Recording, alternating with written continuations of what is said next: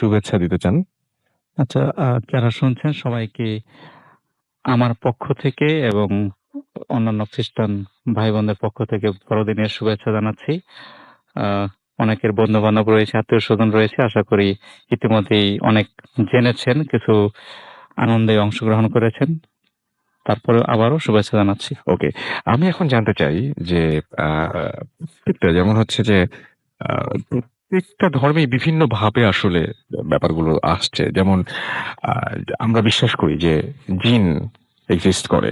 ঠিক একইভাবে ঘোস্ট নিয়ে আপনাদের মানে আপনার কি ধারণা বা আপনি কি মনে করেন যে ঘোস্ট ব্যাপারটা আসলে ঘোস্টের কোনো অস্তিত্ব আছে কিনা? আপনার কি মনে হয় আপনার দৃষ্টিকোণ থেকে?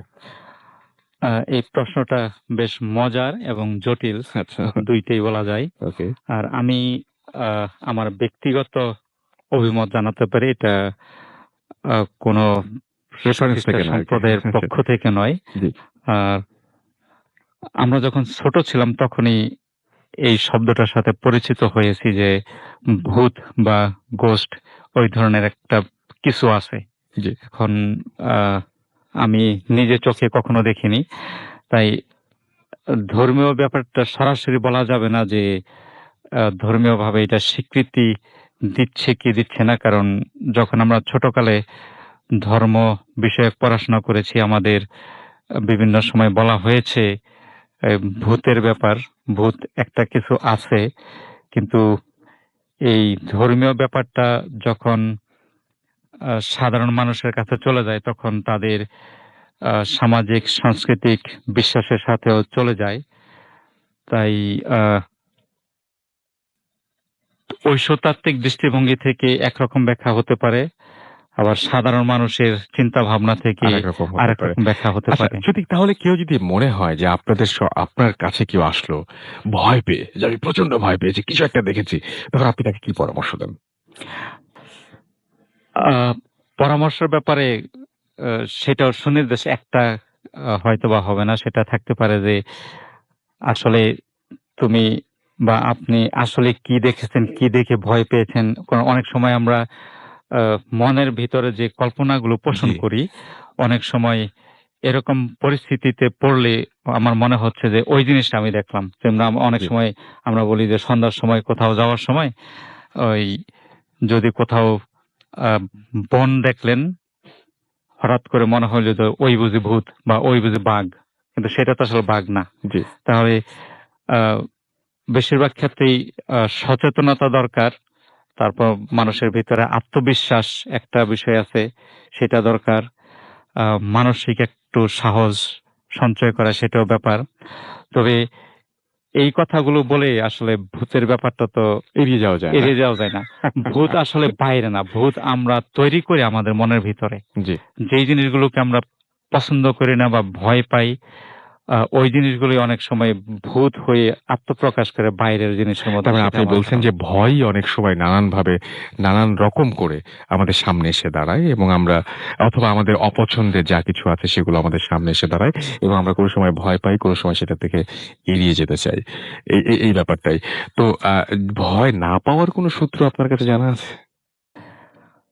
আ এই যে অন্ধকারকে ভয়, এই যে মানে মানে অদৃশ্য কিছুকে ভয় যে আমার এই ঘরে মনে হয় কিছু একটা আছে। এই মনে হয় আমাকে কেউ একজন দেখছে। এই মনে হয় এখানে কোনো একটা ব্যাপার আছে। এই যে ভয়, এই ভয় কাটানোর কোনো আ পরামর্শ আপনার আছে? আ আমি ব্যক্তিগতভাবে যেই জিনিসগুলো চর্চা করি সেটা এরকম আ আ সহভাগিতা করি শ্রোতাদের সাথে যে আ ১ম ব্যাপার হচ্ছে যে আ আত্মবিশ্বাস একটা জিনিস যেটা আমি বলতে চাই আত্মপ্রত্যয় জি, সেটা একটা বিষয় যে আমি আমার ভিতরে যে সৎ সাহস আছে সেটা নিয়ে এগিয়ে যাওয়া। তারপর অনেক সময় আছে যে যেই জিনিসগুলো চিন্তা করলে আমাদের ভয়ের উদ্রেক হয় সেগুলো চিন্তা না করা। সেগুলো চিন্তা না করা।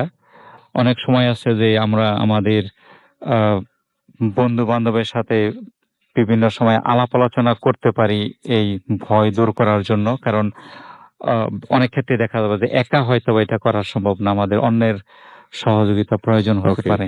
অনেক ধন্যবাদ আপনাকে। আপনার কাছ থেকে অনেক কিছু আমরা জানতে পারলাম এবং আশা করছি যে আপনাদেরও আ ভালোই লেগেছে জেনে এবং অনেক থ্যাংকস আপনাকে এত কষ্ট করে আমাদের স্টুডিওতে আসার জন্য। সো আমরা এখন যেটা করব সেটা হচ্ছে আমরা একটা ঘটনায় চলে যাব এবং এই ঘটনাটি পাঠিয়েছেন আমাদেরই একজন একজন লিসেনার এবং আরো বেশ কিছু দারুণ, দারুণ ঘটনা রয়েছে। সেই ঘটনাগুলো আমি পড়তে পারছি না। কারণ ২ টো ঘটনা রয়েছে আরো। ২ টো ঘটনাই রাজশাহীর ঘটনা। সামনের সপ্তাহে রাজশাহী যাচ্ছি। ভাবছিলাম যে এই সপ্তাহে পড়বো, বাট পড়তে পারছি না। সামনের সপ্তাহে পড়বো। রাজশাহীর ঘটনা, রাজশাহীতে বসে পড়ার মজাই আলাদা। সো ওই দুটো রাজশাহীর জন্য রেখে দিচ্ছি। আজকে যেটা পড়ছি সেইটা আমাদের পাঠিয়েছেন আ আ ইউএস এর স্ট্যামফোর্ড সিটি থেকে এবং এবং স্ট্যামফোর্ড সিটি মোহাম্মদ মারুফুর রহমান। বয়স ১৬। তিনি লিখছেন আমাদেরকে যেভাবে, আমি সেভাবে বলছি।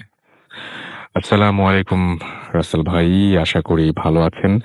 আমার নাম মোহাম্মদ মারুফুর রহমান এবং আমি স্ট্যামফোর্ড সিটি অফ ইউএসএ এখানে থাকি এবং আমি 9th গ্রেডে পড়ি। আমার বয়স ১৬। আমি একজন অলমোস্ট রেগুলার লিসনার ভূত এফএমের। যে স্টোরিটা আমি শেয়ার করতে যাচ্ছি সেটা আমার সাথেই ঘটেছে ইন 2015 আর এটা ঘটেছে 2015 এর জানুয়ারি মাসে। ফর মোর ইনফরমেশন সেটা দ্যাট যে আমি ভূত বিশ্বাস করি না এবং আমি একজন মুসলিম।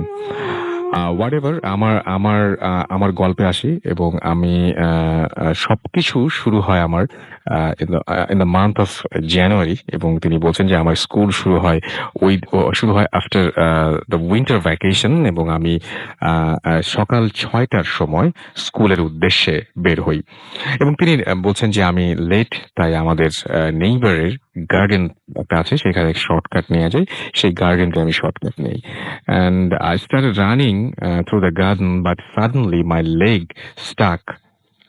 আমি জানি না যে কি হলো, মানে দৌড়াতে হঠাৎ করেই পাটা আটকে গেল কোনো একটা কিছুতে এবং আমি ফ্রি হওয়ার জন্য বা পাটাকে ফ্রি করার জন্য চেষ্টা করছিলাম। দেন আমার পায়ের দিক থেকে আমি তাকিয়ে দেখলাম যে আহ, মানে there was nothing, কিছুই ছিল না সেখানে এবং it was just my leg stuck to the ground এবং আমি সেখানে কোনো একটা মাটিতে কোনো একটা কিছুর সাথে আটকে আছি। যখন আমি ফ্রি হলাম তখন আমি রিয়ালাইজ করলাম যে আমি বাস স্টপে দাঁড়িয়ে আছি এবং আমি জানি না যে কি হলো আমার সঙ্গে এবং আমার মনে হলো যে ইটস লাইক যে সামওয়ান টিপ দ্য ভিডিও। কেউ মনে হলো যে আপনি একটা অংশ দেখছিলেন, আপনি একটা অংশের মধ্যে ছিলেন, একটা সময়ের মধ্যে ছিলেন, হঠাৎ করে আপনি সেখান থেকে অন্য কোনো এক জায়গায় জাস্ট স্কিপ করে চলে যান বা একটা মুভির কিছু অংশ দেখলেন না, একটু আগেই আপনার পা আটকে ছিল কোনো একটা জায়গায়, গ্রাউন্ডের কোনো একটা জায়গায় আটকে ছিল এবং কিছুক্ষণের মধ্যে আপনি দেখলেন যে আপনি বাস স্ট্যান্ডে দাঁড়িয়ে আছেন। মাঝখানে কি হয়েছে, কিভাবে হলো, কিভাবে আপনি এখানে আসলেন, আপনার কোনো জানার মানে কোনো উম, মানে ব্যাপারই ঘটেনি আপনার সাথে। যাই হোক, আমি বাসে উঠলাম and আমার এবং সেই দিনটা আমার ভালোই গেল। বাট আমার স্কুল বাস্কেটবল প্র্যাকটিস থাকার কারণে আমার বাসায় ফিরতে অলমোস্ট 7টা বেজে গেল এবং আমার যখন when everything was over তখন আমি যেটা করলাম সেটা হচ্ছে যে আমি বাস থেকে নেমে হাঁটতে শুরু করি এবং আমি গেম খেলছিলাম আমার মোবাইলে অ্যান্ড আমার হেডফোন ছিল কানে।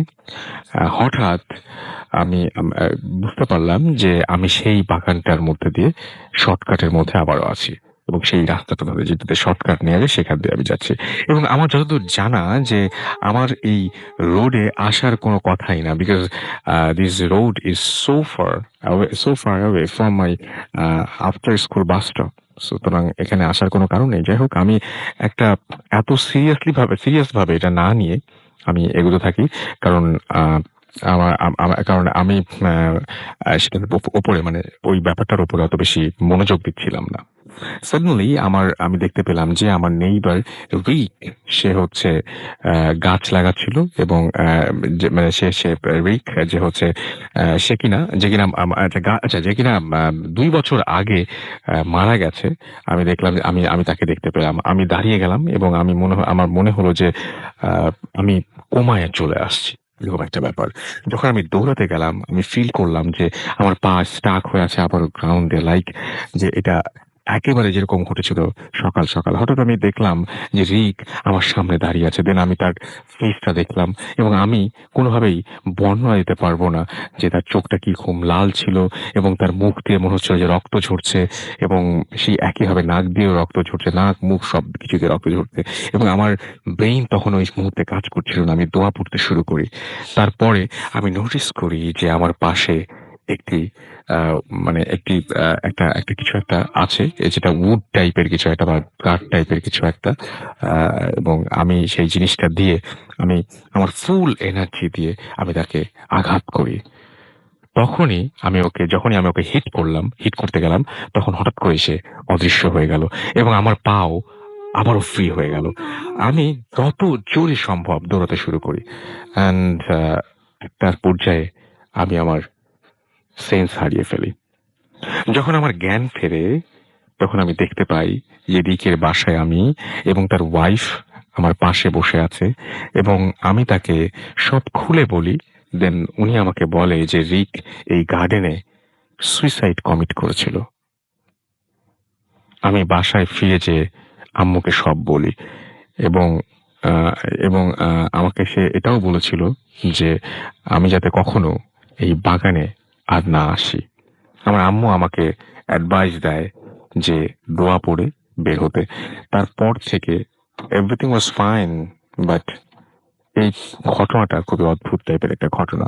হঠাৎ করেই আপনি যদি মানে আপনার প্রতিদিনের চলার পথ, সেই পথে হঠাৎ করে একদিন যদি হোঁচট খান বা আটকে যান কোনো কারণ ছাড়াই, একটা প্লেন একটা গ্রাউন্ড হয়তো সেখানে আপনি হঠাৎ করে আটকে গেলেন বা আপনার ফ্লোরের ওপরে যেটা একদম দেখতে পাচ্ছেন আপনি প্লেন, কোনো ধরনের কোনো বাড়ি খাওয়ার বা হোঁচট খাওয়ার কোনো সম্ভাবনা নাই। সেখানে আপনি হঠাৎ করে একদিন হোঁচট খেলেন এবং তারপরে সেখানে আটকে গেলেন এবং হঠাৎ করে আপনি আবিষ্কার করলেন যে আপনি এমন একটা জায়গায় দাঁড়িয়ে আছেন যেখানে আসতে আরো ১৫ মিনিট সময় হয়তো আপনার লেগেছিল। বাট মাঝখানের ১৫ মিনিট কি হয়েছিল সে বিষয়ে আপনার কোনো আইডিয়াই নাই। তাহলে কেমন হবে? এবং তারপরে আপনি যখন আবিষ্কার করলেন যে ওই জায়গাতে হয়তো দেখতে পেলেন যে আপনারই কোনো একটা বন্ধু, যে বন্ধুটা বহুদিন আগে মারা গেছে সে দাঁড়িয়ে আছে। ব্যাপারগুলো খুবই অন্যরকম এবং এই ব্যাপারটা খুবই আমি মানে বেশিরভাগ লাইনই ইংলিশে লেখা। সেখান থেকে বাংলা করে বললাম যদি মানে আ একটু আটকে গেছে মাঝে, মাঝে। বাট ঘটনাটা খুব চমৎকার। আপনাদেরকে খুবই শোনাতে ইচ্ছে করছিল বলেই শোনালাম। আশা করছি যে আপনাদেরও ভালো লেগেছে। আপনারা অনেকেই দেখতে পাচ্ছি যে আমাদের এসএমএস করছেন। আমাদেরকে তনিমা এসএমএস করেছেন, লিখেছেন, "হাউ আর ইউ?" আমি সবসময় ভালো থাকি, সবসময় ভালোর দলে। এবং আমাদেরকে এছাড়াও দেখতে পাচ্ছি যে আরো অনেকেই এসএমএস করছেন। আপনি যদি এসএমএস করতে চান তাহলে আমাদের যেটা করতে হবে, মোবাইলের মেসেজ অপশনে গিয়ে টাইপ করুন ফুর্তি, FORTI ফুর্তি, স্পেস দিয়ে লিখুন আপনার নাম, স্পেস দিয়ে আপনার মেসেজ পাঠিয়ে দিন 9840 নাম্বারে। আর যারা আমাদের ইমেইল করতে চান, আমাদের ইমেইল অ্যাড্রেস হচ্ছে bhutfm@radiofurti.fm, which is BHWTFM@radiofort.fm। আমাদের যে ফেসবুক পেজ রয়েছে সেই পেজেও আপনারা আসতে পারেন। আমাদের ফেসবুক পেজের অ্যাড্রেস হচ্ছে www.facebook.com/radio.furti এবং www.facebook.com/bhutasam.raffle। এবং এইখানে আপনারা দেখবেন যে আজকের যে সমস্ত গেস্টরা রয়েছেন, যে অতিথিরা রয়েছেন, তাদের আমরা ভিডিও পোস্ট করছি। সেই ভিডিওগুলো আপনারা অনায়াসে দেখে ফেলতে পারেন। আমরা দেখতে পাচ্ছি যে এই আপনারা যারা ফুর্তির পেজে দেখবেন, সেই ফুর্তির পেজে আপনাদের একটু স্ক্রল করে নিচে নামতে হবে এবং আপনারা যারা আমাদের পেজে দেখবেন তারা প্রথমেই দেখতে পাবেন। এই শীতের রাতে কম্বল মুড়ি দিয়ে ভয়ঙ্কর ভূতের ঘটনা শুনতে চান জাকির হোসেন কোচি। এছাড়াও শেখ জাবের আল মামুন আমাদের এখানে দেখতে পাচ্ছি কমেন্ট করেছেন। এছাড়া আমাদের এখানে আরো অনেকেই কমেন্ট করছেন এই মুহূর্তে আমি দেখতে পাচ্ছি। যেমন হচ্ছে যে এখানে করছেন তাহমিনা রূপা, এছাড়াও নাইম ইসলাম, শাহাদাত আহমেদ প্রিন্স, শাহরিয়ার আহমেদ প্রেম, রিজওয়ানা সেতু, এমডি জীবন আহমেদ অর্ণব। এছাড়াও দেখতে পাচ্ছি আরো অনেকেই, যেমন প্রদীপ বিশ্বাস, তারপরে এম সারওয়ার জাহান, সাদ, এছাড়াও শাহাদ রাজীব সহ আরো অনেকে। তো আপনারাও যদি আমাদের সাথে ঘটনা শেয়ার করতে চান তাহলে ঘটনা শেয়ার করতে পারেন এসএমএস এর মাধ্যমে, ইমেইলের মাধ্যমে। যাই হোক, আমরা একটা ছোট্ট বিরতিতে যাবো এবং বিরতির পরে আবারও ঘটনা নিয়ে ফিরে আসবো। সেই পর্যন্ত আশা করছি আমাদের সঙ্গেই থাকবেন। Stay tuned to Radio Furti and don't stop the Furti. Bhoot FM. The night comes alive with Graminphone.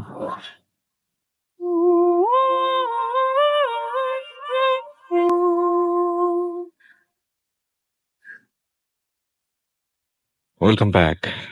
শুনছেন সবসময় রেডিও ফুর্তির 8.0 FM। আমি রাসেল আছি, সাথে চলছে ভূত FM এবং আপনাদের সবাইকে আরো একবার স্বাগত জানাচ্ছি। এবং সেই সাথে যারা এই মাত্র জয়েন করলো তাদেরকে বলি যে আমাদের এবার এই 2015-র লাস্ট এপিসোড চলছে আজকে, এবং 2016 অর্থাৎ 2016-এর আমাদের দারুণ কিছু প্ল্যান রয়েছে। তার মধ্যে একটা প্ল্যান হচ্ছে যে আমরা মোটামুটি 2 মাসের জন্য আমরা মোটামুটি বেরিয়ে পড়ছি বিভিন্ন জায়গায়, এবং সেই জায়গাগুলোর মধ্যে একটি জায়গা হচ্ছে, প্রথম যে জায়গাটা সেটা হচ্ছে রাজশাহী, এবং এরপরে আমরা রাজশাহীর পরে যাবো কক্সবাজার, এবং তারপরে একে একে আমরা বিভিন্ন জায়গায় ভিজিট করব। আশা করছি যে আপনারা সঙ্গে আমাদের থাকবেন। তো যাই হোক, আজকে যারা আছেন তাদেরকে আরো একবার জানাচ্ছি যে আজকে দারুণ দারুণ সব ঘটনা রয়েছে। তার আগে একবার জানাই যে আজকে আমাদের সারাটা দিনই অনেকে আজকে জুম্মার দিন ছিল, সুতরাং নামাজ টামাজ পড়েছেন অনেকে আজকে। বিশেষ করে আজকে ঈদে মিলাদুন্নবী ছিল, এবং আপনারা সবাই ঈদে মিলাদুন্নবী, এবং সেই সাথে আজকে এই মুহূর্তে চলছে ভূত FM। এবং আমাদের আমরা প্রথম এপিসোডটি বলছিলাম যে রাজশাহীতে করবো, সেকেন্ড যে এপিসোডটি সেই এপিসোডটি আমাদের করার কথা হচ্ছে কক্সবাজারে, আমরা সেখানে গিয়ে করব। এবং আমরা চাইবো যে রাজশাহীতে যারা রয়েছেন তারা যেন আমাদেরকে বেশি বেশি করে আরো ঘটনা পাঠান, এবং নেক্সট উইকে যখন আমরা রাজশাহীতে থাকবো তখন আপনারাই পার্টিসিপেট করবেন আমাদের সাথে, এবং আপনাদের ঘটনাগুলোই আমরা নেব যারা রাজশাহীবাসী রয়েছেন। একইভাবে যারা কক্সবাজারে রয়েছেন তার পরের উইকে যেহেতু আমরা কক্সবাজার যাবো, আপনারাও প্রস্তুতি নেন এবং আপনারাও রেডি থাকুন যে আপনাদের শহরে আসছি আমরা। আর রাজশাহী শহরে অলরেডি আমরা খবর পেয়েছি যে ওখানে একটা ফ্যান ক্লাব হয়েছে আমাদের। আমরা চাইবো যে পুরো বাংলাদেশের বিভিন্ন জায়গাতে যেখানে আমরা যাচ্ছি সেখান থেকেই যেন এই ফ্যান ক্লাবগুলোর উদ্যোগ যারা নেবেন তারা আপনারা আমাদেরকে জানিয়ে দিবেন যে আপনাদের নাম, ঠিকানা এবং আপনাদের বিস্তারিত বিবরণ।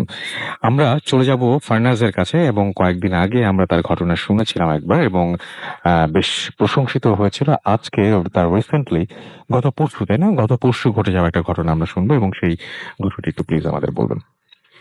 হাই, আমি ফারনাজ বলছি।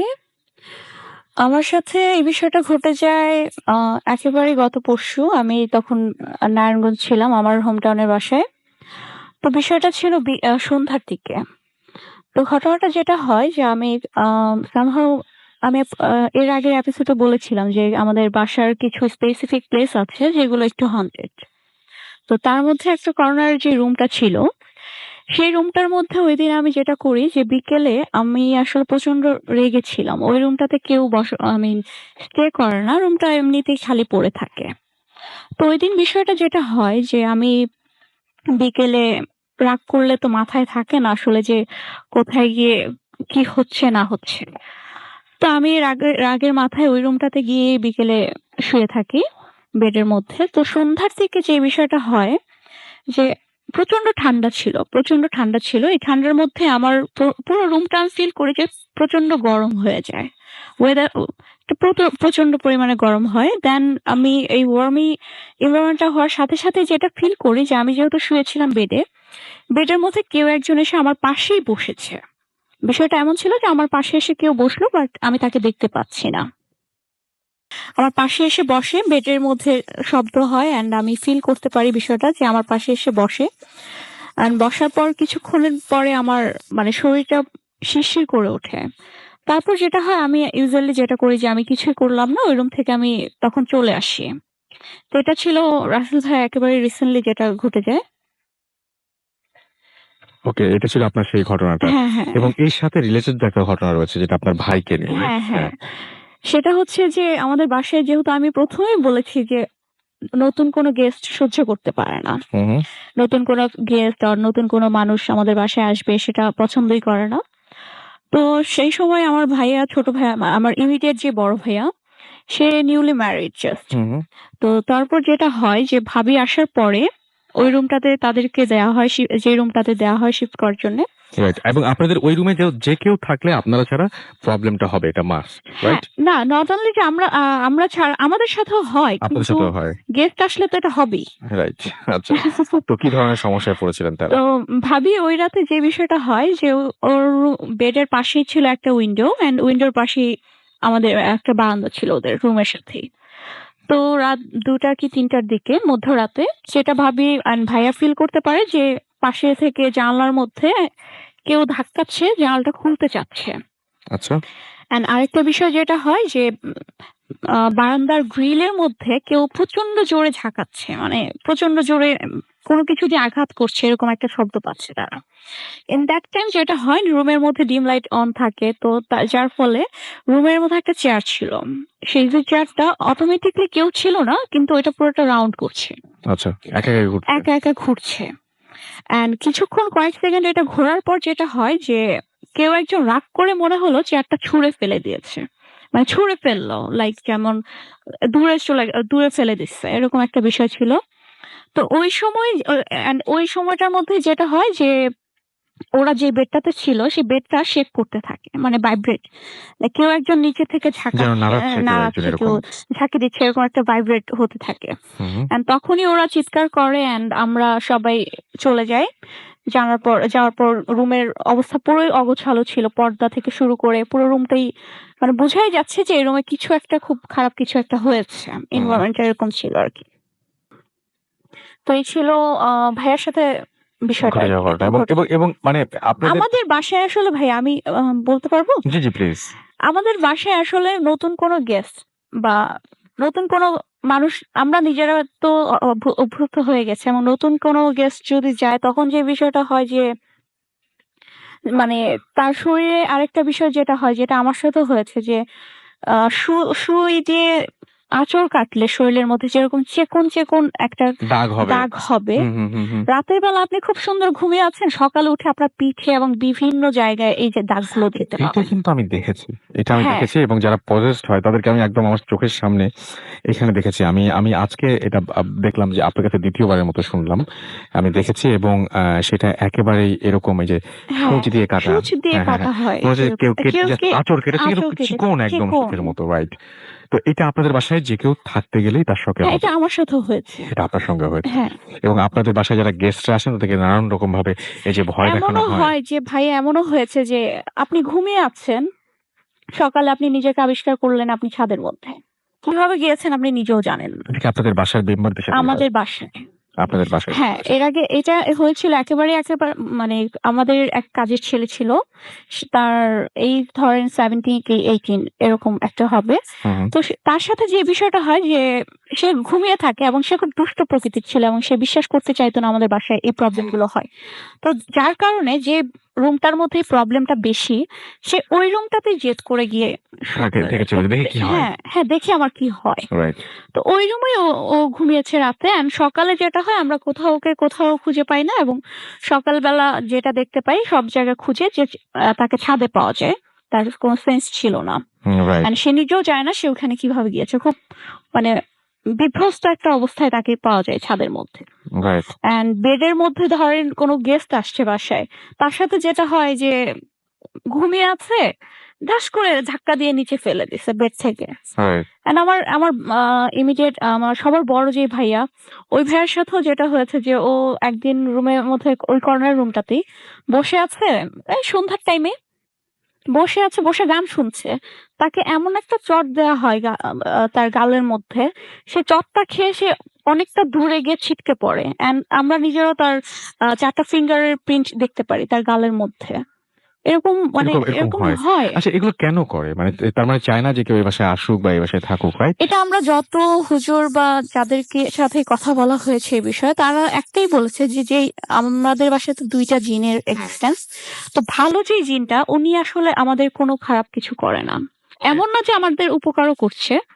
বাট উনি ওনার মতো করে আছেন। আপনি লাস্টের দিন বলেছেন এবং হ্যাঁ, আরেকটা হ্যাঁ। আছে সেই সাথে খারাপ। হ্যাঁ, যেটা আপনার খারাপ কাছে আছে আমি আবারও ওই ফিরে আসবো। খারাপ জিনটাই আমাদের সাথে এই ওকে। জিনিসগুলো করে। আপনার কাছে আমি আবারও ফিরে আসবো। তো আপনি ভাবুন যে আপনি আজকে যেখানে ঘুমিয়ে আছেন সকালবেলায় উঠে আবিষ্কার করলেন আপনাকে মানে ঘুম ভাঙলো অন্য কোনো একটা জায়গায় এবং আপনি হঠাৎ করে আয়নার সামনে গিয়ে দাঁড়িয়ে দেখলেন যে আপনার শরীরের বিভিন্ন জায়গায় এরকম চিকন, চিকন চিড়ে গেছে বিভিন্ন জায়গায় যেন কেউ আঁচড় কেটেছে। কি মনে হয় আপনার? কেমন লাগবে? এবং আপনাদের কারো যদি এরকম ধরনের অভিজ্ঞতা থাকে, এই টাইপের অভিজ্ঞতা বা এরকম ধরনের ঘটনা ঘটে থাকে বা এই দাগের সাথে যদি আপনিও পরিচিত হন, আমাদেরকে অবশ্যই লিখে জানান। আমরা একটা ফোন কলে যাবো এবং ফোন কলটা একটু অনেক দূর থেকে আমরা মানে একজন আমাদের বেশ কয়েকজন আজকে মানে লিসেনার যারা শুনছেন আমাদেরকে এবং আমরা তাদের সাথে একটু কথা বলে আসবো।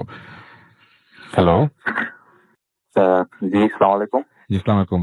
আপনি আপনার নামটা প্লিজ একটু বলেন এবং আপনি কোথা থেকে আমাদের সাথে কথা বলছেন যদি একটু আমাদের কাইন্ডলি বলতেন। জি, জি। আমার নাম শোভন। আমি কথা বলছি বরিশালের পটুয়াখালী ১০ মিনা থেকে। জি। ১০ মিনা অনেক ভিতর একটা গ্রামের থেকে আমি কথা বলছি। আচ্ছা, আপনারা কতজন শুনছেন একসঙ্গে সেখানে? জি, সরি? আপনারা কতজন একসঙ্গে শুনছেন এখানে? জি, জি। আমরা টোটাল এখন ৪ থেকে ৫ জন আমরা একসাথে শুনছি আরকি। একসাথে শুনছেন। আপনি বলছিলেন যে আপনার জীবনের একটা চমৎকার ঘটনা রয়েছে যেটা আপনার মানে আপনি কি মাঝে, মাঝে আপনার এরকম আয়োজন করে শোনেন? ভূত FM কখনো শোনা হয় নাকি এত দূরে গেছেন সেজন্যই আপনারা শুনছেন আ একশব্দে? আ অ্যাকচুয়ালি আমরা আসলে এখানে সবার কথা বলতে পারছি না। তবে আমরা যেখানে ২-৩ জন আছি আমরা ভূত FM এর রেগুলার লিসনার। ওকে। আমরা সবসময় শুনে থাকি আরকি। আচ্ছা। তাহলে আপনার ঘটনাটা আমরা শুনে ফেলি একটু ভাইয়া। হ্যাঁ, আমি ভূত FM ঘটনাটা বলছি। ১ম এই ধন্যবাদ আমাকে ভূত FM এ কথা বলার সুযোগ দেওয়ার জন্যে। No problem. আ কালকে ২৬শে ডিসেম্বর জি, আমাদের নানির মৃত্যুবার্ষিকী। জি, তো আজকে ২৫শে ডিসেম্বর আমরা সবাই আমরা ১৫ থেকে ২০ জন আমরা এই দশমিনায় গ্রামে আছি। পটুয়াখালী দশমিনায়। তো আমি এখন মেইন ঘটনা আছি আরকি। সেটা হচ্ছে যে আমরা আজকে রাত্রে খাবারের পরে আমরা ৫ জন কাজিন আরকি যে আমরা এখানে আছি। তো আমরা এখান থেকে আমরা একটু বের হয়েছিলাম হাঁটার জন্য। অ্যাপ্রক্সিমেটলি তখন রাত ১১টা হয়তোবা ১১:৩০ কি ১১টা বাজে। জি, তো আজকেই ঘটনা এটা। জি। তো একটু আমরা ৫ আগের তার জন মানে। হ্যাঁ, হ্যাঁ, আমরা যখন ৫ জন একসাথে হাঁটছিলাম, জি, এটা আসলে খুবই অজপা লাগা আসলে। মানে ১০ মিনা পটুয়াখালী থেকে অনেক ভিতরে জি, একটু। আশেপাশে অনেক বাগান-টাগান আছে আরকি জঙ্গলের মতো। জি, তো আমরা ৫ জন যখন একসাথে হাঁটছিলাম গ্রামের রাস্তা দিয়ে স্বাভাবিকভাবেই রাত ১১টার দিকে গ্রামের সব লাইট-টাইট বন্ধ রেখে আশেপাশে বাড়ি। জি, পাশ দিয়ে একটা খাল আছে। ছোট একটা রাস্তা আমরা হাঁটছিলাম। তো হাঁটতে সামনে স্বাভাবিক একটা মসজিদ ছিল। জি, তো মসজিদের গেটে কিছু লাইট জ্বলছিল। তো আমরা যখন মসজিদের পাশে যাচ্ছিলাম, আমরা দেখেছি যে মসজিদের পাশে একটি কফিন। জি। পাশে যে কফিন দেখতে পেরেছি খালি একটা কফিন। খাটিয়া সেটাকে যেটাকে বলি আমরা। হ্যাঁ, কাটিয়েছে। জি, সেটা ওটা খালি ছিল। জি, ওটা রেখে দেওয়া হয়েছে এখানে। তো আমরা হেঁটে যখন যাচ্ছিলাম তখন আমরা আসলে ওই কফি তারপরে ওই মসজিদ নিয়ে কিছু কথা বলছিলাম। মানে আমাদের সবার মধ্যে একটু মানে হাসিও কাজ করছিল বা একটু ভয় কাজ করছিল যে কফিন আছে এখানে আমরা একটু কথাবার্তা বলছিলাম ৫ জন মিলে। হু, হু। তো তারপরে যখন আমরা একটু সামনে আগালাম, মসজিদটা ক্রস করলাম। জি। হঠাৎ আমরা একটা শব্দ শুনতে পেলাম। তো শব্দ আমরা তখন শুনতে একটু পেলেন। কি ধরনের শব্দ হ্যাঁ, এটা? একটা শব্দটা হচ্ছে মানে একটা বা এরকম একটা সাউন্ড আমরা শুনতে পেয়েছি আরকি। আচ্ছা। মনে হচ্ছে কি যেন একটা উড়ে গেল আরকি বাতাসে পেছন হঠাৎ থেকে। করে? হ্যাঁ, হঠাৎ করে। জি, তো আমরা সবাই তখন পিছে তাকালাম। তো তাকানোর পরে আমরা আসলে কিছুই দেখতে পারিনি পিছনে। জি, তো তখন আমরা পিছনে কিছুই না দেখতে পারি আমরা ২ থেকে ৩ সেকেন্ড পিছনে তাকিয়েছিলাম সবাই আমরা কিছু দেখতে পারিনি। জি। তো যখন আমরা পিছন থেকে সামনে তাকালাম, আ তখনই আসলে যে জিনিসটা দেখতে পেলাম সেটা হচ্ছে যে হঠাৎ করে মানে ৬ থেকে ৭ ফিট একটা লম্বা জিনিস সাদা কাপড়ে ঢাকা হয়তোবা খুব দ্রুত চলন্ত ট্রেনের মতো আমাদের দিকে ছুটে আসছে।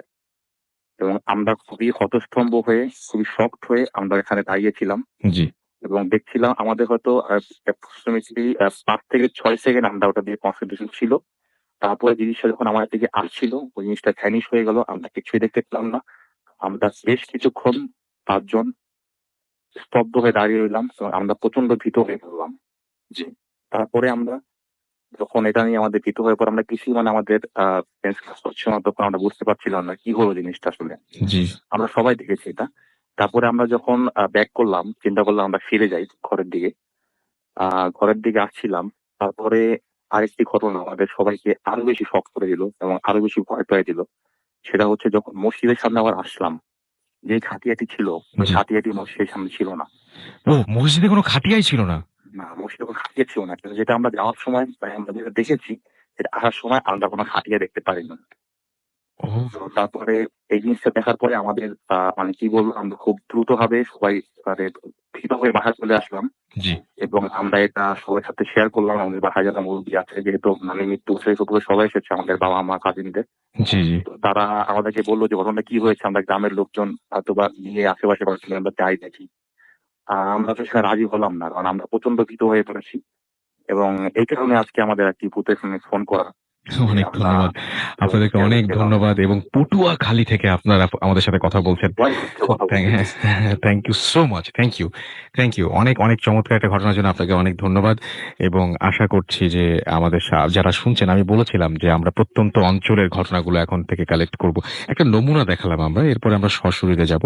আজকে ওভার দ্য ফোন অর্থাৎ আজকে আমরা এই টেলিফোনের সাহায্য নিলেও কিছুদিন পরে আমরা সেগুলোও নিব না। আমরা সরাসরি আপনাদের কাছে আসছি। সো আপনার শহরে আপনার সাথে আসছি আমরা। আপনি প্রস্তুত থাকুন। আমরা রেডি আপনার সাথে যোগাযোগ করার জন্য এবং আমি এই যে উনি বললেন না যে কিছুটা দেখেছেন, একটু আগে বাইরে আমার সাথে কথা হচ্ছিল। আমার কথা হচ্ছিল আমাদের একজন ভাইয়ার সাথে দলছুট ব্যান্ডের এবং তার সাথে কথা বলার সময় তিনি একটা অদ্ভুত জিনিসের বর্ণনা দিলেন। কিছুদিন আগে তিনি একটা জিনিস দেখেছেন এবং তার পরিবারের সবাই দেখেছেন একটা জিনিস। সেটা খুলনা বিভাগের কোনো একটা শহর সাতক্ষীরা সম্ভবত। সেই জায়গায় তিনি একটা অদ্ভুত না বাগেরহাটে দেখেছেন। মনে পড়েছে। হ্যাঁ, বাগেরহাটে দেখেছেন। ব্যাপারটা এরকম যে আহ, একটা মানুষের মতোই মুখটা কিন্তু একটু সামনে পাখির মতন সূচালো এবং মানে একটু পাখির ঠোঁটের মতো সামনের দিকটা। হাত দুটো মুঠো করে সামনের দিকে ধরে রাখলে একটু উঁচু করে ধরে রাখলে যেরকম হয় সেইভাবে ধরে আছেন। যেমন হচ্ছে যে মানে কিছু একটা আপনি যেন মানে কাপড় টাঙানো দড়িতে হাত দিলে যেরকম ভাবে ধরবেন হাত দুটো, ঠিক সেরকম ভাবে হাতের ভঙ্গি এবং পেছনের অংশটা বা শরীরের বাকি অংশটা পুরোপুরি ময়ূরের মতো। এই জিনিসটা তারা সবাই দেখেছেন। তাদের পরিবারের সবাই দেখেছেন এবং এর আগে বা পরে কখনো গ্রামে এই জিনিসটা তারা দেখতে পাননি। একটু আগে ঘটনাটা আমাদের বলছিলেন যে তিনি কখন তার কাছে অন্য কোনো ঘটনা আছে কিনা জানি না, কিন্তু তিনি এই ভয়টা পেয়েছিলেন একদিন এইরকম একটা অদ্ভুত জিনিসের সম্মুখীন হয়েছেন। জিনিসটা কি, কোত্থেকে এসছে, এরকম ধরনের ঘটনা আগে কখনো ঘটেনি, ভবিষ্যতেও ঘটবে কিনা উনি জানেন না। সুতরাং আপনাদের উপরে ছেড়ে দিলাম, যদি আপনাদের কাছে জানা থাকে যে কি দেখেছিলেন উনি, অবশ্যই আমাদেরকে SMS করে জানাতে পারেন। অবশ্যই আমাদেরকে ফেসবুকে জানাতে পারেন। আমাদের অ্যাড্রেস তো আপনারা জানেনই, আমাদের SMS করার নিয়মও আপনারা জানেন। তারপরে আরো একবার বলে দিচ্ছি, SMS করতে হলে মোবাইলের মেসেজ আপনাকে টাইপ করতে হবে ফুর্তি FORTI ফুর্তি স্পেস দিয়ে লিখতে হবে আপনার নাম, স্পেস দিয়ে আপনার মেসেজ পাঠিয়ে দিতে হবে 9840 নাম্বার। যদি আমাদের ইমেল করতে চান, আমাদের ইমেল অ্যাড্রেস হচ্ছে bhutafm@radiofurti.fm। আমাদের ফেসবুক আইডি হচ্ছে, ফেসবুক অ্যাড্রেস হচ্ছে www.facebook.com/radio.furti এবং www.facebook.com/bhutafm.raffle। আপনারা যদি জানতে চান যে আজকে কারা এখানে পার্টিসিপেট করছেন, চলে যান এই পেজগুলোতে এবং সেখানে গিয়ে খুঁজে নিন আজকে যারা পার্টিসিপেন্ট বা আজকে যারা গেস্ট তাদের ভিডিওগুলো এবং দেখে ফেলতে পারেন।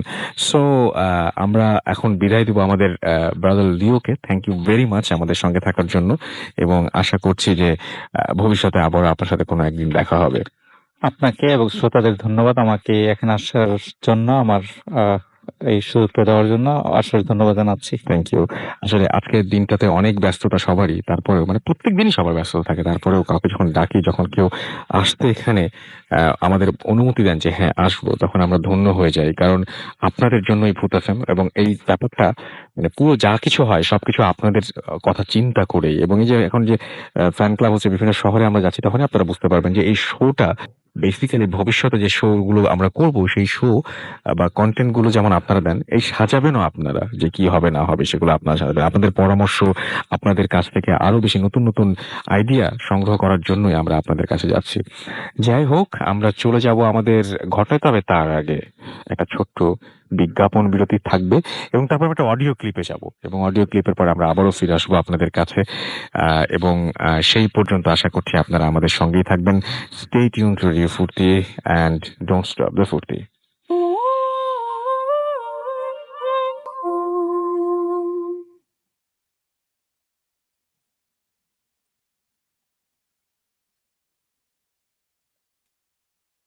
হ্যালো রাসেল ভাই, আমি ইন্ডিয়া থেকে বলছি, দিল্লি শহর থেকে বলছি।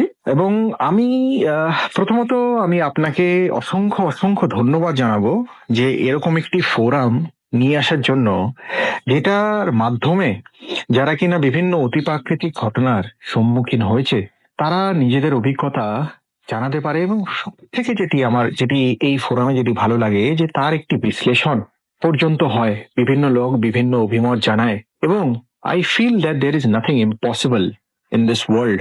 Rather, facts are stranger than fiction. যাই হোক, আপনাকে ধন্যবাদ এবং সেই সকল শ্রোতাদেরও ধন্যবাদ যারা আপনার এই প্রচেষ্টাকে সফল করতে আপনাকে মদত করেছেন। যাই হোক, আমার নামটি নিতে চাইছি না, একটি সঙ্গত কারণ আছে এবং ঘটনাটি শুনলেই আপনি বুঝতে পারবেন, কিন্তু আমি আমার নামটি আমার মেলে মেনশন করেছি এবং আমি চাইবো যে এই ঘটনাটির একটি আপনি কোনো আমাকে একটি সদুত্তর দিন, কারণ এই ঘটনাটি আমার জীবনে ঘটার পর থেকে আমার জীবনের সামনে একটি বিশাল বড় প্রশ্নবোধক চিহ্ন এসে গেছে এবং আমি নিজেও জানি না যে আমি স্বাভাবিক না আমি অস্বাভাবিক, আমি মানে স্বাভাবিক একটা মানুষ নাকি আমি ধীরে ধীরে ধীরে ধীরে পাগল হতে চলেছি। যাই হোক, সরাসরি ঘটনায় আসি। এই ঘটনাটি ঘটে 2008-এ। আমি আমার ফাইনাল ইয়ার ছিলাম এবং আমার মনে আছে ডেটটি এক্স্যাক্টলি 21st মে 2008। আমরা আমাদের ফাইনাল পেপার দিয়ে বেরোচ্ছি, সকলেই খুব খুশি। আমরা 3 বন্ধু ছিলাম কলেজে, যারা কিনা স্কুল কলেজ একসাথে ছিলাম। আমি, জিয়াদুল এবং পিন্টু। এবং আমরা 3 জনের ভেতরে মানে বাকি 2 জন বন্ধুর ভেতরে আমার সব থেকে প্রিয় বন্ধু ছিল জিয়াদুল। ছিল কেন বলছি, কারণ আমি যখন ঘটনাটি বলবো আপনি নিজেও জানতে পারবেন। এই ঘটনাটি আমরা বলবো যে সেদিনকে আমরা পেপার দেওয়ার পরে আমরা সকলে ক্যাম্পাসিং এ বিভিন্ন মাল্টিন্যাশনাল কোম্পানিতে প্লেসড, আমরা ভীষণ খুশি। আমরা ডিসাইড করি যে কলেজ জীবন শেষ হওয়ার মুহূর্তে একটি রাত আমরা একসাথে কাটাবো এবং সেই সমস্ত সকল ঘটনা আলাপ আলোচনা করব এবং আমাদের কলেজটি মানে এই রাতটি আমরা মনে রাখবো সারা জীবন। এবং ভাগ্যের পরিহাস দেখুন, সত্যি এই রাতটি সারা জীবনের জন্য মনে থাকবে। যাই হোক, তো এরকম হয় যে আমরা ওয়ার্ডেনের কাছ থেকে রিকোয়েস্ট করে আমরা পারমিশন নিয়ে নিই কি আরেকটি রাত আমরা 3 জন হস্টেলে থাকবো। বলা বাহুল্য আমার কলেজটি একটি কলকাতা একটি বিশিষ্ট কলেজ এবং সেই কলেজটি বিশিষ্টতা কিছু নেই, কলেজটির ভেতরে কোনো মানে বা ইউনিভার্সিটির ভেতরে কোনো গল্প নেই। বিশেষ যে ঘটনাটি ঘটে তার ঠিক পেছনে একটি গার্লস কলেজ ছিল। আমরা জানতে পারি যে আজ থেকে মানে 2008 5 বছর আগে, অর্থাৎ 2002-3-তে সেই কলেজটি আসলে একটি গার্লস হস্টেল ছিল এবং বিভিন্ন ডরমেটারি রুম ছিল এবং আমাদের এক কলেজ মেট ক্লাসমেটের গার্লফ্রেন্ডের থ্রু জানতে পারি যে ভেতরে 103 এবং 104 নম্বর রুম সেটি অব্যবহৃত থাকে, কারণ তার ভেতরে নাকি কিছু অতি প্রাকৃতিক ঘটনা ঘটেছিল বা ঘটে। তো সেই হিসাবে এই বিষয়টা বলি। তো আমি সঠিক সময় আমার ওই গার্লস কলেজের আমি ডেসক্রিপশনটা দেবো।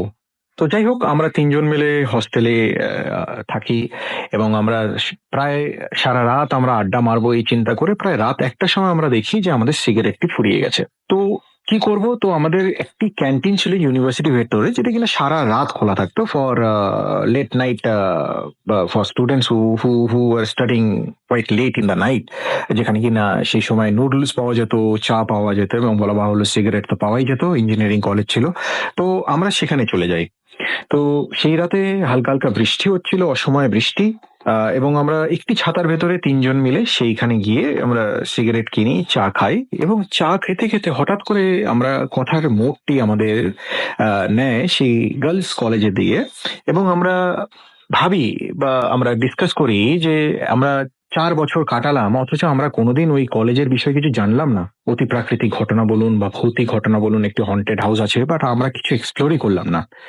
তো সেই মুহূর্তে আমি বললাম যে আমরা 3 জনই যাই, বাট পিন্টু সে আমাদের চ্যালেঞ্জ জানিয়ে বসলো যে তোরা 2 জন গেলে ওখান থেকে কিছু সুভিনিয়ার নিয়ে আসতে পারবে, সে আমাদেরকে একটি সিগারেটের বক্স গিফট করবে এবং ভাইসে ভার্সা, আমরা যদি না নিয়ে আসতে পারি তো আমাদেরকে তাকে দিতে হবে।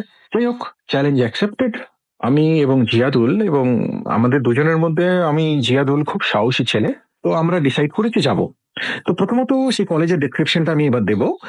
কলেজটি এরকম যে তার মেন গেট থেকে মেন এন্ট্রেন্স প্রায় 10 মিটার এবং মেন এন্ট্রেন্স একটি বড় দরজা, সেখান দিয়ে ঢোকার পরে একটি সিঁড়ি সোজাসুজি নিচে অনেকগুলো রুম আছে, প্রায় ধরুন 10টা বড় বড় রুম, যেটা কিনা একসময় ডরমিটরি ছিল, এখন ক্লাসরুম হিসাবে ব্যবহৃত হয়। তার মাঝখানে একটি সিঁড়ি উপরে উঠে গেছে, সিঁড়ির দুদিকে 101 থেকে 104 এক সাইডে বাঁ দিকে এবং 105 থেকে 108 রুম। তো আমরা কি করব, আমরা তো যিনি গেটকিপার ছিলেন ওনাকে আমরা রিকোয়েস্ট করি যে এরকম ঢুকতে দিন, আমরা এরকম বেট লাগিয়েছি এবং আপনাকে কিছু আমরা দেব। তো উনি কিছুতেই রাজি হন না। তো তখন আমরা কি করি, সে কলেজ বাউন্ডারি বরাবর কিছুটা এগিয়ে পেছনে পেছন ধরে আমরা দেওয়াল টপকে আমরা ভেতরে ঢুকে যাই এবং রাতের অন্ধকার, তার উপরে বৃষ্টি। গেট কিপার তো নিজের ওই ছাউনির ভেতরে ঢুকে আছেন, যেটা কিনা জাস্ট এক্স্যাক্টলি গেটের পাশে। তো আমরা ধীরে ধীরে মেইন গেটের সামনে যাই। আমাদের লক্ষ্য ছিল যে যদি গেট বন্ধ পাই তো আমরা খিড়কি দিয়ে ঢুকে যাব। তো গিয়ে দেখি যে গেটটি খোলা ছিল। আমরা আস্তে করে গেটটি খুলে মেইন এন্ট্রান্সটা খুলে আমরা ঢুকি এবং সেই সময় আমাদের কাছে আমরা একটি ছাতার তলায় দুই বন্ধু গেছিলাম। পিন্টু আমাদের জন্য সেই চায়ের দোকানে ওয়েট করছিল। তো আমরা ছাতাটি দরজার পাশে রাখি এবং আমাদের দুজনের কাছে নোকিয়া 1100 ফোন ছিল। আপনি হয়তো জানবেন সেই ফোনে টর্চ অত্যন্ত প্রবল। তো সেই টর্চটা নিয়ে আমরা প্রথমে নিচের ঘরগুলো আমরা প্রথমে অবজার্ভ করি। অবজার্ভ করার পরে আমরা ধীরে ধীরে ধীরে ধীরে সিঁড়ি দিয়ে উপরে উঠে চলি, ফার্স্ট ফ্লোরে উঠে যাই এবং উঠে প্রথমে 101, 102 করে 103 এবং 104 সব থেকে কোনার দুটি ঘর। তো তার সামনে আমরা আসি। তো 103 নম্বর ঘরের সামনে আমরা এসে দেখি যে সেই ঘর যেমন বাকি ঘরের দরজাগুলোতে হুড়কো লাগানো এবং তার সাথে তালাও লাগানো ছিল, কিন্তু 103 এবং 104 ঘরে হুড়কো তো লাগানো ছিল এবং তার বাইরে একটি সুতলি বাঁধা ছিল। অর্থাৎ যেমন আপনি দেখবেন যে কোনো হিন্দু যারা কিনা মা কালীর পুজো বা কোনো পুজো পার্বণের পরে হাতের মধ্যে যেরকম বাঁধেন বা রিস্টে যেটা বাঁধেন সেরকম টাইপের। তো আমাদের জন্য খোলা কোনো অসম্ভবই ছিল না। আমরা ধীরে করে সুতলিটাকে ছিঁড়ে আমরা ভেতরে ঢুকে যাই 103 নম্বর ঘরে। তো ঢুকে আমরা সবকিছু, ঘরটা দেখি সম্পূর্ণভাবে ফাঁকা, কোনো ফার্নিচার নেই। ঠিক ঘরের মাঝামাঝি আমরা দেখতে পাই যে ঠিক মধ্যিখানে অনেকগুলো কাঠ বা অনেক কিছু পুড়েছে, এরকম একটা কিছু, মতলব হোম বা যজ্ঞ কিছু একটা হয়েছে এবং তার চারিধারে একটি সার্কেল করা আছে, অ্যারাউন্ড 1 মিটার রেডিয়াস নিয়ে সিঁদুর দিয়ে সার্কেল করা এবং সেই সার্কেলের ভেতরে যেটা আমলোক যেরকম পেন্টাকল যেরকম আঁকা থাকে এরকম একটি 5 কোণার একটি স্টার। সেই স্টারের প্রত্যেকটি কোণায় একসময় হয়তো মোমবাতি জ্বালিয়ে রাখা হয়েছিল, এখন সেটি সেই সেই অবশেষ পড়ে আছে এবং সেই সার্কেলের চারিদিকে আমরা দেখলাম যে 5টি প্রদীপ রাখা, যেটা কিনা কোনো এক সময় জ্বলে জ্বলে আপনি আপই বুঝে গেছে। তো সেখানে আমরা ঢুকলাম, প্রত্যেকটা কোণা দেখলাম, কিছু অস্বাভাবিক পেলাম না। একটি প্রদীপ তুলে আমি বললাম যে এজ এ সুবিনিয়ার আমরা পকেটে রাখি। তো এই করে আমার মনে আছে আমরা 103 নম্বর রুমের বাইরে আসি এবং দরজাটিকে ভিজিয়ে রাখি। এরপর আমরা 104 নম্বর রুমের সামনে যাই, সেখানেও একই রকম। আমরা ঢুকি সেই রুমের ভেতরে, সেই 103 নম্বর রুমের মতনই, শুধু একটি অস্বাভাবিকতা আমরা দেখি। একটি কোণায় একটি দড়ি, প্রায় আমি বলবো সেটি দড়িটির লেন্থ হবে প্রায় 3 মিটার এবং তার সামনেটা মানে একটা এন্ড যেরকম ভাবে ফাঁসির যেরকম ভাবে নট বাঁধা থাকে সেরকম ভাবে বাঁধা রয়েছে। তো সেটা দেখে একটু হলেও আমরা ভয় পাই, কিন্তু কিছু অস্বাভাবিক সেই মুহূর্তে ঘটে না। তো যাই হোক, অ্যাজ এ সুভিনিয়ার কি পিন্টুকে প্রুফ করতে হবে কি আমরা গেছিলাম সেই রুমে, তো আমরা সেই দড়িটিও আমি তুলে নিয়ে জিয়াদুলকে বলি কি জিয়াদুল এই দড়িটি রাখ।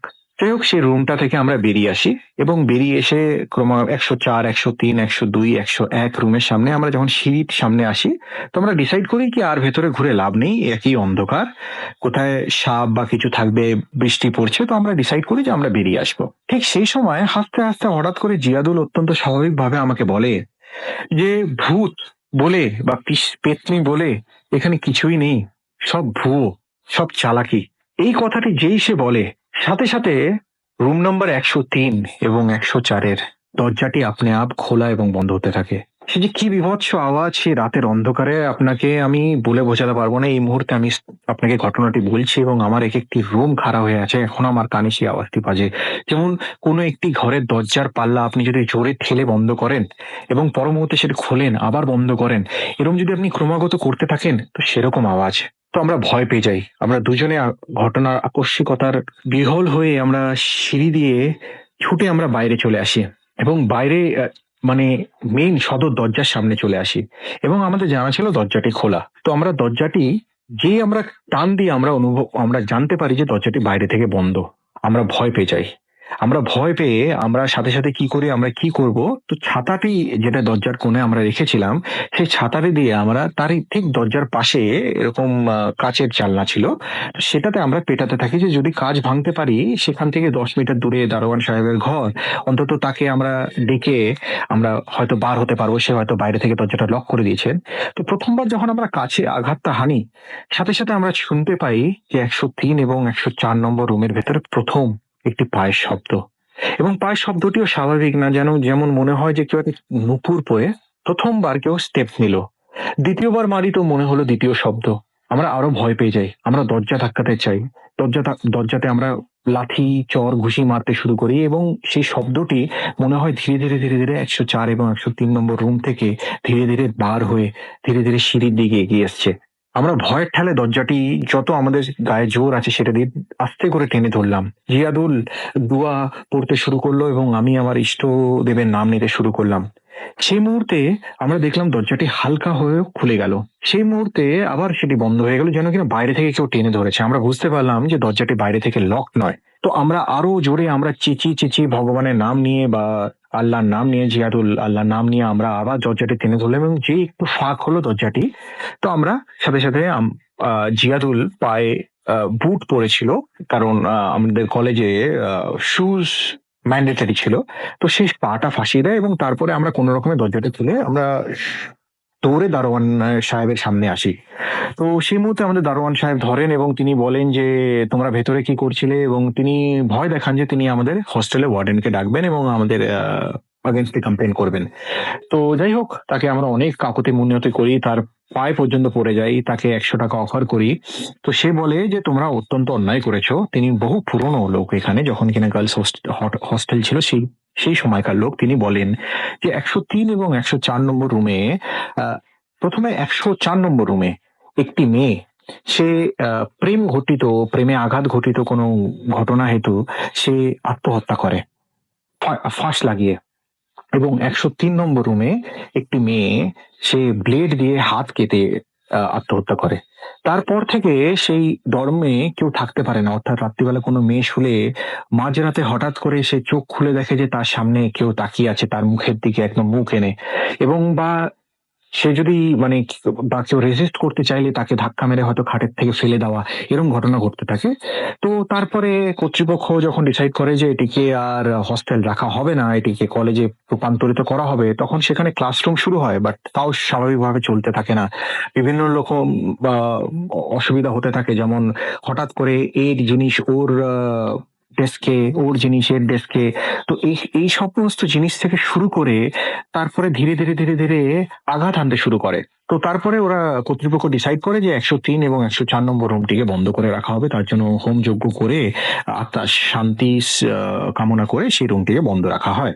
তো যাই হোক, এবার আমরা যখন খোলা হাওয়ায় বেরালাম, আমরা রিয়েলাইজ করলাম যে ছাতাটি ভেতরে রয়ে গেছে, আমরা আনতে ভুলে গেছি। বাট সেই সময় না আমার না জিয়াদুল কারোরই হিম্মত হলো না যে গিয়ে ছাতাটি নিয়ে আসবো। তো যাই হোক, আমরা যখন বেরিয়ে এলাম হালকা বৃষ্টিতে ভিজতে ভিজতে, এবং ভালোই লাগছিল।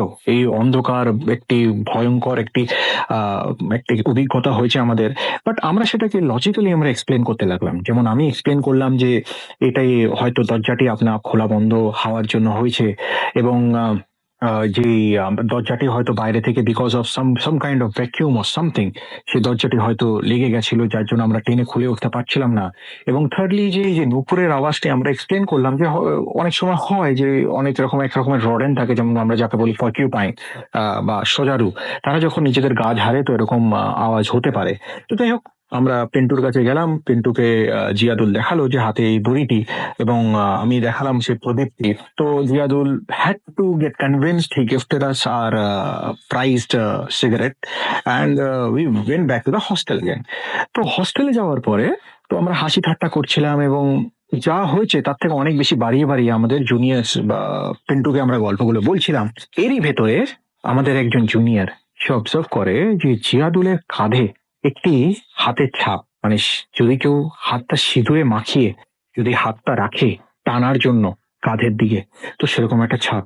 তো সেটা দেখানোর সাথে সাথে জিয়াদুল অসম্ভব ভয় পেয়ে যায়, এবং জিয়াদুল বলে, আমি ওকে বোঝানোর চেষ্টা করি যে হয়তো সেই দরজা যখন আমরা টেনে খোলার চেষ্টা করছিলাম, হয়তো সেই সময় আমার হাত থেকে লেগে গেছে, অথচ আমার হাতে সেই মুহূর্তে কোনো সিঁদুরের কিছু নেই, কোনো সিঁদুর বা কিছু নেই, শুধু আঙ্গুলের মধ্যে ওই সিঁদুরটুকুনি লাগা আছে, যেটা কিনা আমি প্রদীপটা তোলার সময় লেগেছিল। এবং হাতের ছাপটি অস্বাভাবিক রকম, একটি ছেলের হাতের ছাপ, একটি মেয়ের হাতের ছাপ, যেটা কিনা ছোট হয় হাতটি, সেরকম রকম। তো এরপরে যাই হোক, সেই ঘটনার আকস্মিকতায় হঠাৎ করে আমরা দেখি জিয়াদুলের দাঁতে দাঁত লেগে he went into a fit.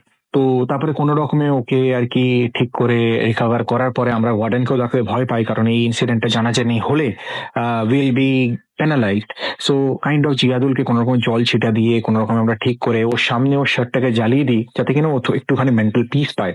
But সেই রাতে জিয়াদুলের অসম্ভব জ্বর হয়, অস্বাভাবিক জ্বর। মানে আমাদের কাছে থার্মোমিটার বা কিছু ছিল না, but temperature was soaring high, it was somewhere around 103 degree Fahrenheit। So anyway, সেই রাতে কোনো রকমে জিয়াদুলকে আমরা মাথায় জল ঢল দিয়ে আমরা কোনো রকম ওকে ঘুম পাড়িয়ে তারপরে আমরা ডিসাইড করি around 4 o'clock in the morning যে আমরা ঘুমাবো। তো আমি যখন শুতে যাই সেই সময় আমি একটি স্বপ্ন দেখি, এবং সেই স্বপ্ন হয়তো আমি জীবনে হয়তো প্রথমবার সেই দেখলাম, যে আমি দেখি যে আমার আমার কেউ আমাকে ডাকছে। আমি চোখ খুলে দেখি আমার চোখের সামনে একটি ফাঁসির রশি কোথা থেকে ঝুলছে, আমি অন্ধকারের ভেতরে তা আমি দেখতে পাইনি। এবং সেই ঘটনার এবং আমাকে কেউ ডাকছে, উঠে আয় উঠে আয় ঝুলে পড়। এবং তারপরে আমি জেগে উঠি, এবং জেগে উঠে আমি যেটা আরো ভয় পাই, আমি দেখি জিয়াদুল একভাবে আমার দিকে তাকিয়ে আছে। ওর মধ্যে কিছু একটা অস্বাভাবিকতা তো ছিলই।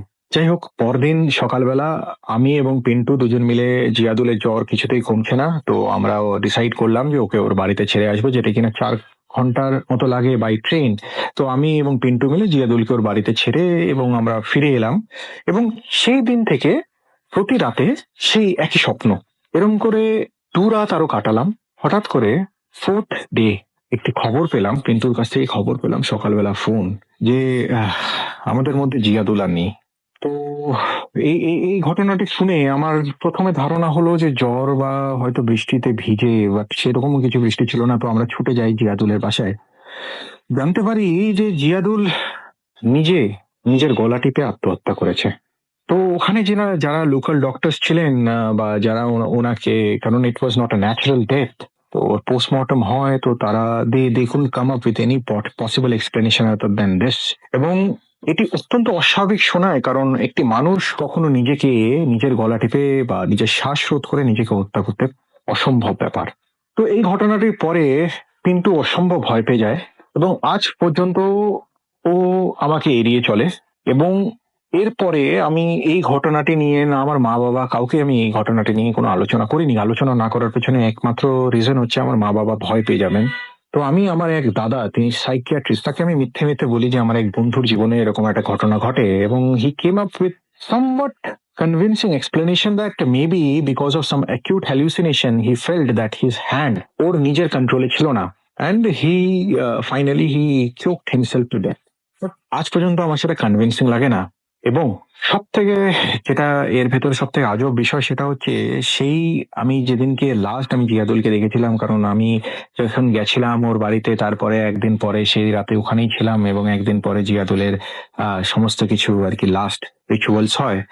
তারপর থেকে আমি অবজার্ভ করি, আমি যখনই একা থাকি বা একা বসে থাকি বা একা অফিসের কেবিনে বা যেখানে হোক, I feel that Ziadul is there, he is staring at me.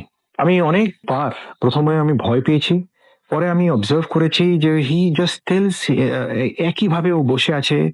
এবং আমি ওকে জিজ্ঞেস করলাম, I felt it's a hallucination. আমি ওকে জিজ্ঞেস করলাম, ওর সাথে কথা বলার চেষ্টা করলাম, বাট কখনো ও আমাকে রিপ্লাই দেয়নি। এবং এই পার্টিকুলার ঘটনার পরে আমার আত্মীয় স্বজন বা জানাশোনার মধ্যে যখনই কারো ডেথ হয়েছে স্বাভাবিক কারণে, তাদেরকে আমি দেখতে পাই। প্রথম 3 দিন আমি তাদের দেখতে পাই, এবং তারপরে সবকিছু আর আমি তাদের দেখি না। কিন্তু আজ পর্যন্ত, আমি এখন এই গল্পটি বলছি, আমি একটু আগে জিয়াদুলকে দেখেছি। আমি প্রথমে অনেক I was in a dilemma কি shall I share this incident, but I decided yes I should go ahead with it. কারণ জিয়াদুল আমাকে কোনো ক্ষতি করে না, বা যেই সব আত্মাদের আমি দেখি তারা আমার কোনো ক্ষতি করে না, শুধু এক দৃষ্টিতে আমার দিকে তাকিয়ে থাকে। এবং আমি আজ পর্যন্ত, আমি এখনো যে আমি স্বাভাবিক আছি না, আমি ধীরে ধীরে অস্বাভাবিকতার দিকে এগিয়ে চলেছি, আমি পাগল হতে চলেছি। আমি জানি না রাসেল ভাই, আমি কি হচ্ছে আমার সাথে, আমার জীবনের সাথে। বাট এখনো পর্যন্ত কোনো আত্মা আমার সাথে কিছু ক্ষতি করার চেষ্টা করেনি, বা আমার সাথে কোনো কথাবার্তা কিছু বলেনি। আমি চাইবো যে যদি ফোরাম থ্রু কারো যদি এরকমই অভিজ্ঞতা হয়ে থাকে, তারা এই অভিজ্ঞতা থেকে এক তো নিস্তার, আমি জানি না আমি চাই কিনা। আমি জিয়াদুলকে খুব বাসতাম, আমি ওকে দেখি আমি শান্তি পাই, আমি জানি ও আমার উপরে রেগে নেই, বাট আমি জানতে চাই যে আমি কি স্বাভাবিক, নাকি আমি ধীরে ধীরে অস্বাভাবিক হয়ে চলেছি? রাসেল ভাই, আপনি যদি এই ঘটনাটি শেয়ার করেন, তো আমি জানি না আমার ভালো হয়তো লাগবে, but most importantly I will get some answers to my queries. কি আমি কোথায় অবস্থিত এই এই মৃত এবং জীবন্তের মাঝখানে যারা আটকে থাকে, তাদেরকে আমি কেন দেখতে পাই, বা তারা আমার কাছে কি এক্সপেক্ট করে, বা আমি আদৌ স্বাভাবিক? তো এই উত্তরগুলো আমি জানতে চাই রাসেল ভাই। থ্যাংক ইউ সো মাচ এই ফোরামটি উঠিয়ে রাখার জন্য, বা এই ফোরামটিকে এরকম ভাবে জাগ্রত রাখার জন্য। এবং আমার সাথে আরো অনেক অভিজ্ঞতা ঘটে রাসেল ভাই, এরপরে আমি অবশ্যই আপনার সাথে শেয়ার করব, এবং আপনার এই রেকর্ডেড আমি অবশ্যই শুনবো। Thanks a lot to all the listeners and Russell ভাই। Bhoot FM. The night comes alive with Graminphone.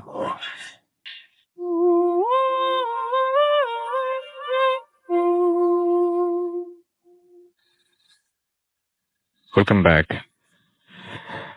আমরা একটু আগে যে ঘটনাটা শুনলাম, সেই ঘটনাটা যিনি বললেন, তিনি শুধুমাত্র ঘটনাটা শোনার জন্য, বা আপনারা শুনবেন ভালো লাগবে বা মন্দ লাগবে সেই জন্য কিন্তু ঘটনাটা পাঠাননি।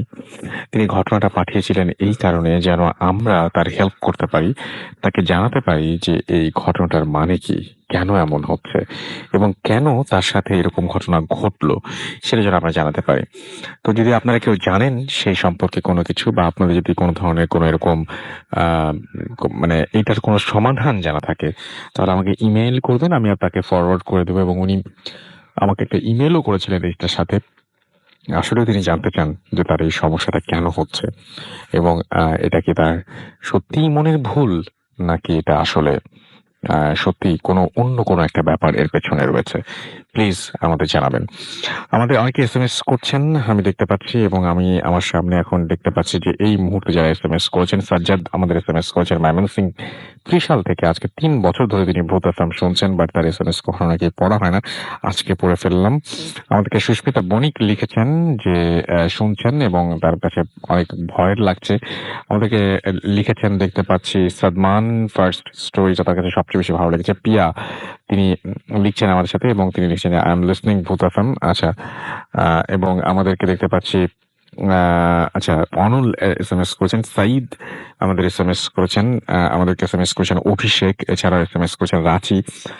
ফার্স্ট স্টোরিটা অসম তাই লিখেছেন অদিত, সেকেন্ড স্টোরিটা খুব ভয়ের লেগেছে তার কাছে।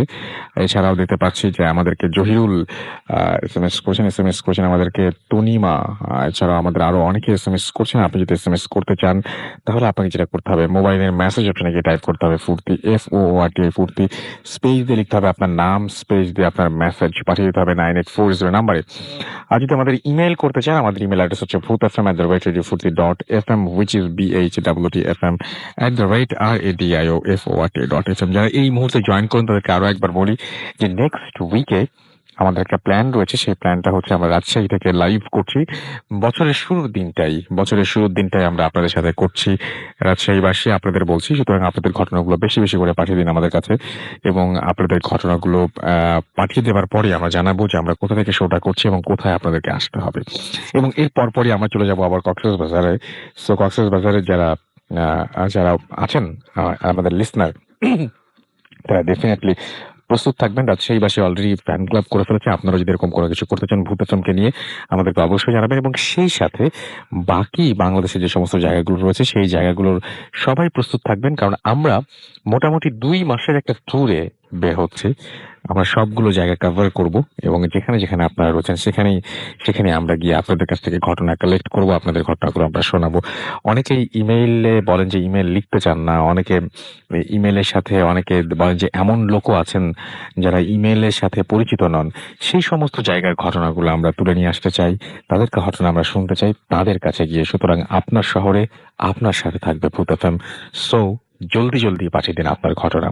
আমাদেরকে ফেসবুকে অনেকে লিখছেন, মারিয়া আঞ্জুম মুক্তা আমাদের সাথে আছেন, এছাড়া আমাদের সাথে রয়েছেন প্রিন্স সাজিদ, এছাড়াও মুনিরা আঞ্জুম মুক্তা, নিপুণ খান আমাদের সাথে রয়েছেন, সালাউদ্দিন অনেক আমাদের সাথে রয়েছেন, শামীম আমাদের সাথে রয়েছেন ফেরদৌস আহমেদ জয় সহ আরো অনেকে। নতুন একজন অতিথি আমাদের সঙ্গে জয়েন করেছেন। আমরা তার সাথে চলে যাব এবং তার ঘটনা শুনবো।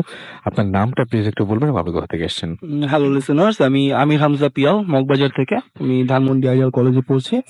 তো শুরুতে ভাই একটু থ্যাঙ্কস জানিয়ে নিই আমার ফ্রেন্ডকে জিবরান, ও এত রাত্রে কষ্ট করে আমার সাথে এসেছে। দেন ভাই স্টোরিতে চলে যাই। স্টোরিটি বেসিক্যালি আমি কালেক্ট করি আমার কলেজের এক ফ্রেন্ড মনিকার কাছ থেকে। তো মনিকার কাজিনের সাথে ঘটে ঘটনাটি, এবং আইরনিক্যালি আমার যে ছোট মামা আলামিন সেও চিনতো ইমন ভাইকে, যার সাথে ঘটনা ঘটে। তো আমি দোনো দিক থেকে ঘটনাটি শুনতে পাই। তো ইমন ভাইরা থাকতেন বাসাবো এলাকার কোন একটি বাসাতে। তো রাত্রে 2টা-2:30টার দিকের ঘটনা। ইমন ভাই শুয়েছিলেন বেডে। তো বাম পাশে ছিল জানালা। তো হঠাৎ করে জানালার বাইরে থেকে কুকুরের চিৎকার আসছিল এবং অনেক দুর্গন্ধ আসছিল। তো ভাইয়া কুকুরের চিৎকারটা একটু আনইউজুয়াল ছিল। এভাবে কুকুররা কখনো চিৎকার করে না। তো ইমন ভাই একটু ভয় পায়। তো ভয় পাওয়ার পরে উঠে এরপরে জানালাটা লক-টক ঠিক করে এরপর আবার শুয়ে পড়ে। তো সকালবেলা উনি তার মা এবং তার বোন থাকে তার সাথে। তো তাদের জিজ্ঞেস করলো যে, "তোমরা কি রাত্রেবেলা এরকম কোনো সাউন্ড বা কিছু শুনতে পাইছো কিনা?" তো তখন ইমন ভাইয়ের মা এবং বোন বলে যে, "না, আমরা তো এই ধরনের কোনো সাউন্ড শুনতে পাই নাই।" তো তাও ইমন ভাই জিনিসটাকে ইগনোর করে যে হইতেই পারে। তো এরপর ইমন ভাই নেক্সট দিনের কাহিনী। ইমন ভাই যখন রাত্রে শুয়ে থাকেন, তো ইমন ভাইয়ের কাছে সাডেনলি ফিল হয় যখন উনি শুয়ে থাকেন যে তার পিছনে কেউ শুয়ে আছে এবং শুয়ে, শুয়ে হাসছে। তো উনি সাহস পাচ্ছিলেন না উঠার জন্য। তো কিছুক্ষণ পর্যন্ত শুয়ে থাকার পর উনি আর নিজেকে ধরে রাখতে পারেননি। তো উনি শোয়ার থেকে বসে পড়েন এবং পিছনে তাকান। তো উনি যখন পেছনে তাকান তখন দেখে যে পেছনে কেউই নেই। তো এই জিনিসটি তাকে আরো আতঙ্কিত করে দেয়, কারণ উনি কনফার্ম ছিলেন যে তার পেছনে কেউ না কেউ আছে। তো ওঠার পর রাসেল ভাইয়া আ বেডের সাথেই ছিল ড্রেসিং টেবলটা। তো ড্রেসিং টেবলের আয়নাটা দেখা যাচ্ছিল।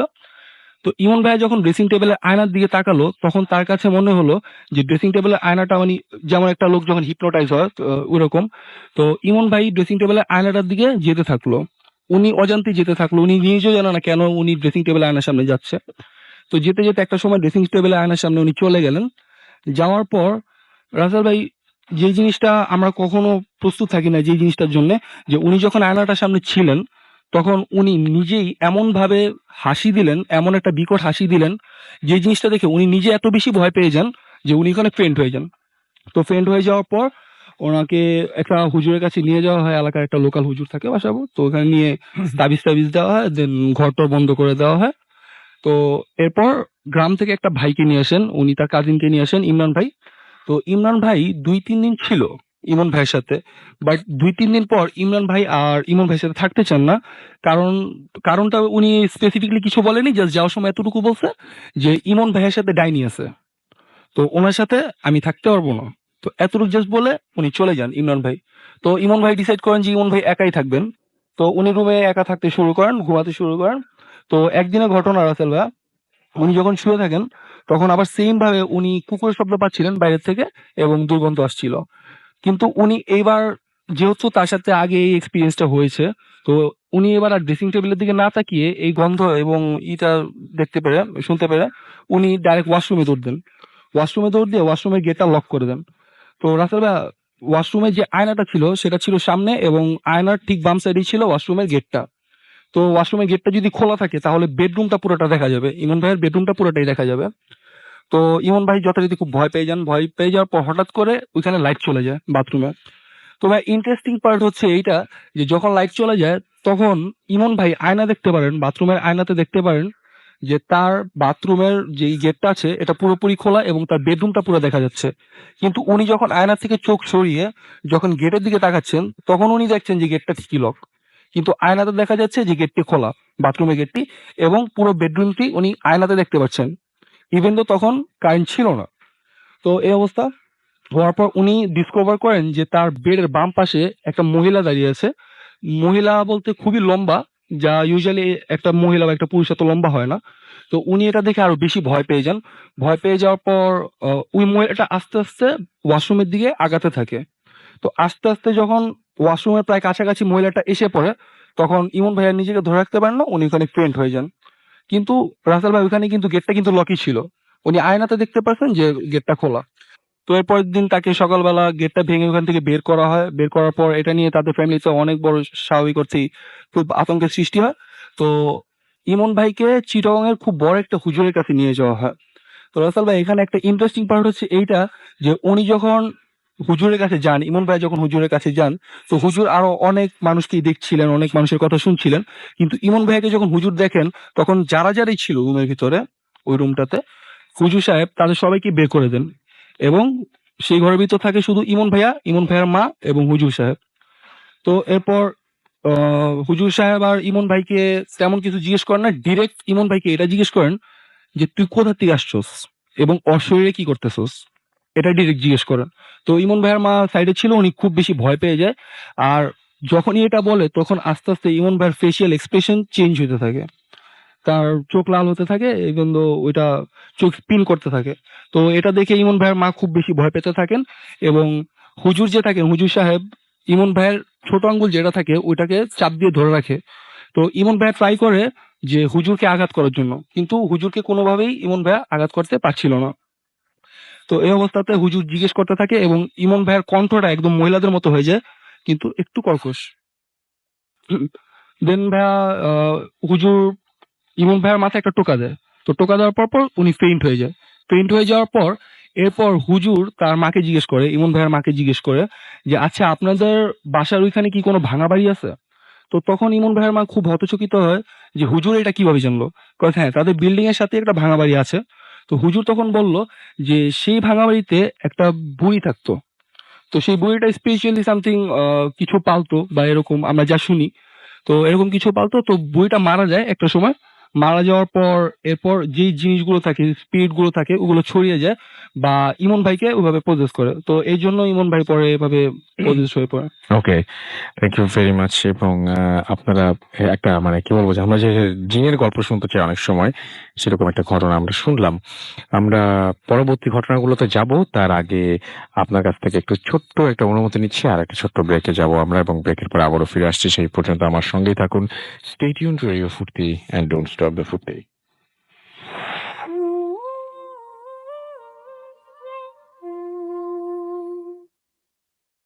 Yes. The night comes alive with Gramophone. শুনছেন সবসময় রেডিও ফুর্তি 8.2 FM, আমি রাসেল আছি সাথে, এবং চলছে ভূত এফএম, এবং আমাদের সাথে রয়েছেন আজকে আমাদের অতিথিরা। তো চলুন শুনে আসি আরো একটি ঘটনা। তবে তার আগে আমি দেখতে পাচ্ছি যে ফেসবুকে আমাদের যে ভিডিওটা আমরা শেয়ার করেছি সেখানে অনেকেই লিখছেন অনেক কিছু, এবং অনেকেই আমাদের সঙ্গে রয়েছেন, অনেকেরই আজকের এই এপিসোডটি ভালো লাগছে এবং সেটা তারা জানিয়ে দিচ্ছেন। এবং আমি দেখতে পাচ্ছি যে সঞ্জিদা আফরিন আমাদের লিখেছেন যে তিনি ভূত এফএম শুনছেন এবং তিনি কোনো উইকেই ভূত এফএম মিস করেন না। থ্যাংক ইউ আমাদের সঙ্গে থাকার জন্য। এছাড়াও আমাদেরকে দেখতে পাচ্ছি যে আমাদেরকে রোদেলা এসএমএস করেছেন, এবং রোদেলা রিয়া আমাদের এসএমএস করেছেন, মানিক হোসেন আমাদের সাথে এসএমএস করেছেন। এছাড়াও দেখতে পাচ্ছি যে এসএমএস না, এখানে সব কমেন্ট পড়ছেন সরি ফেসবুকে।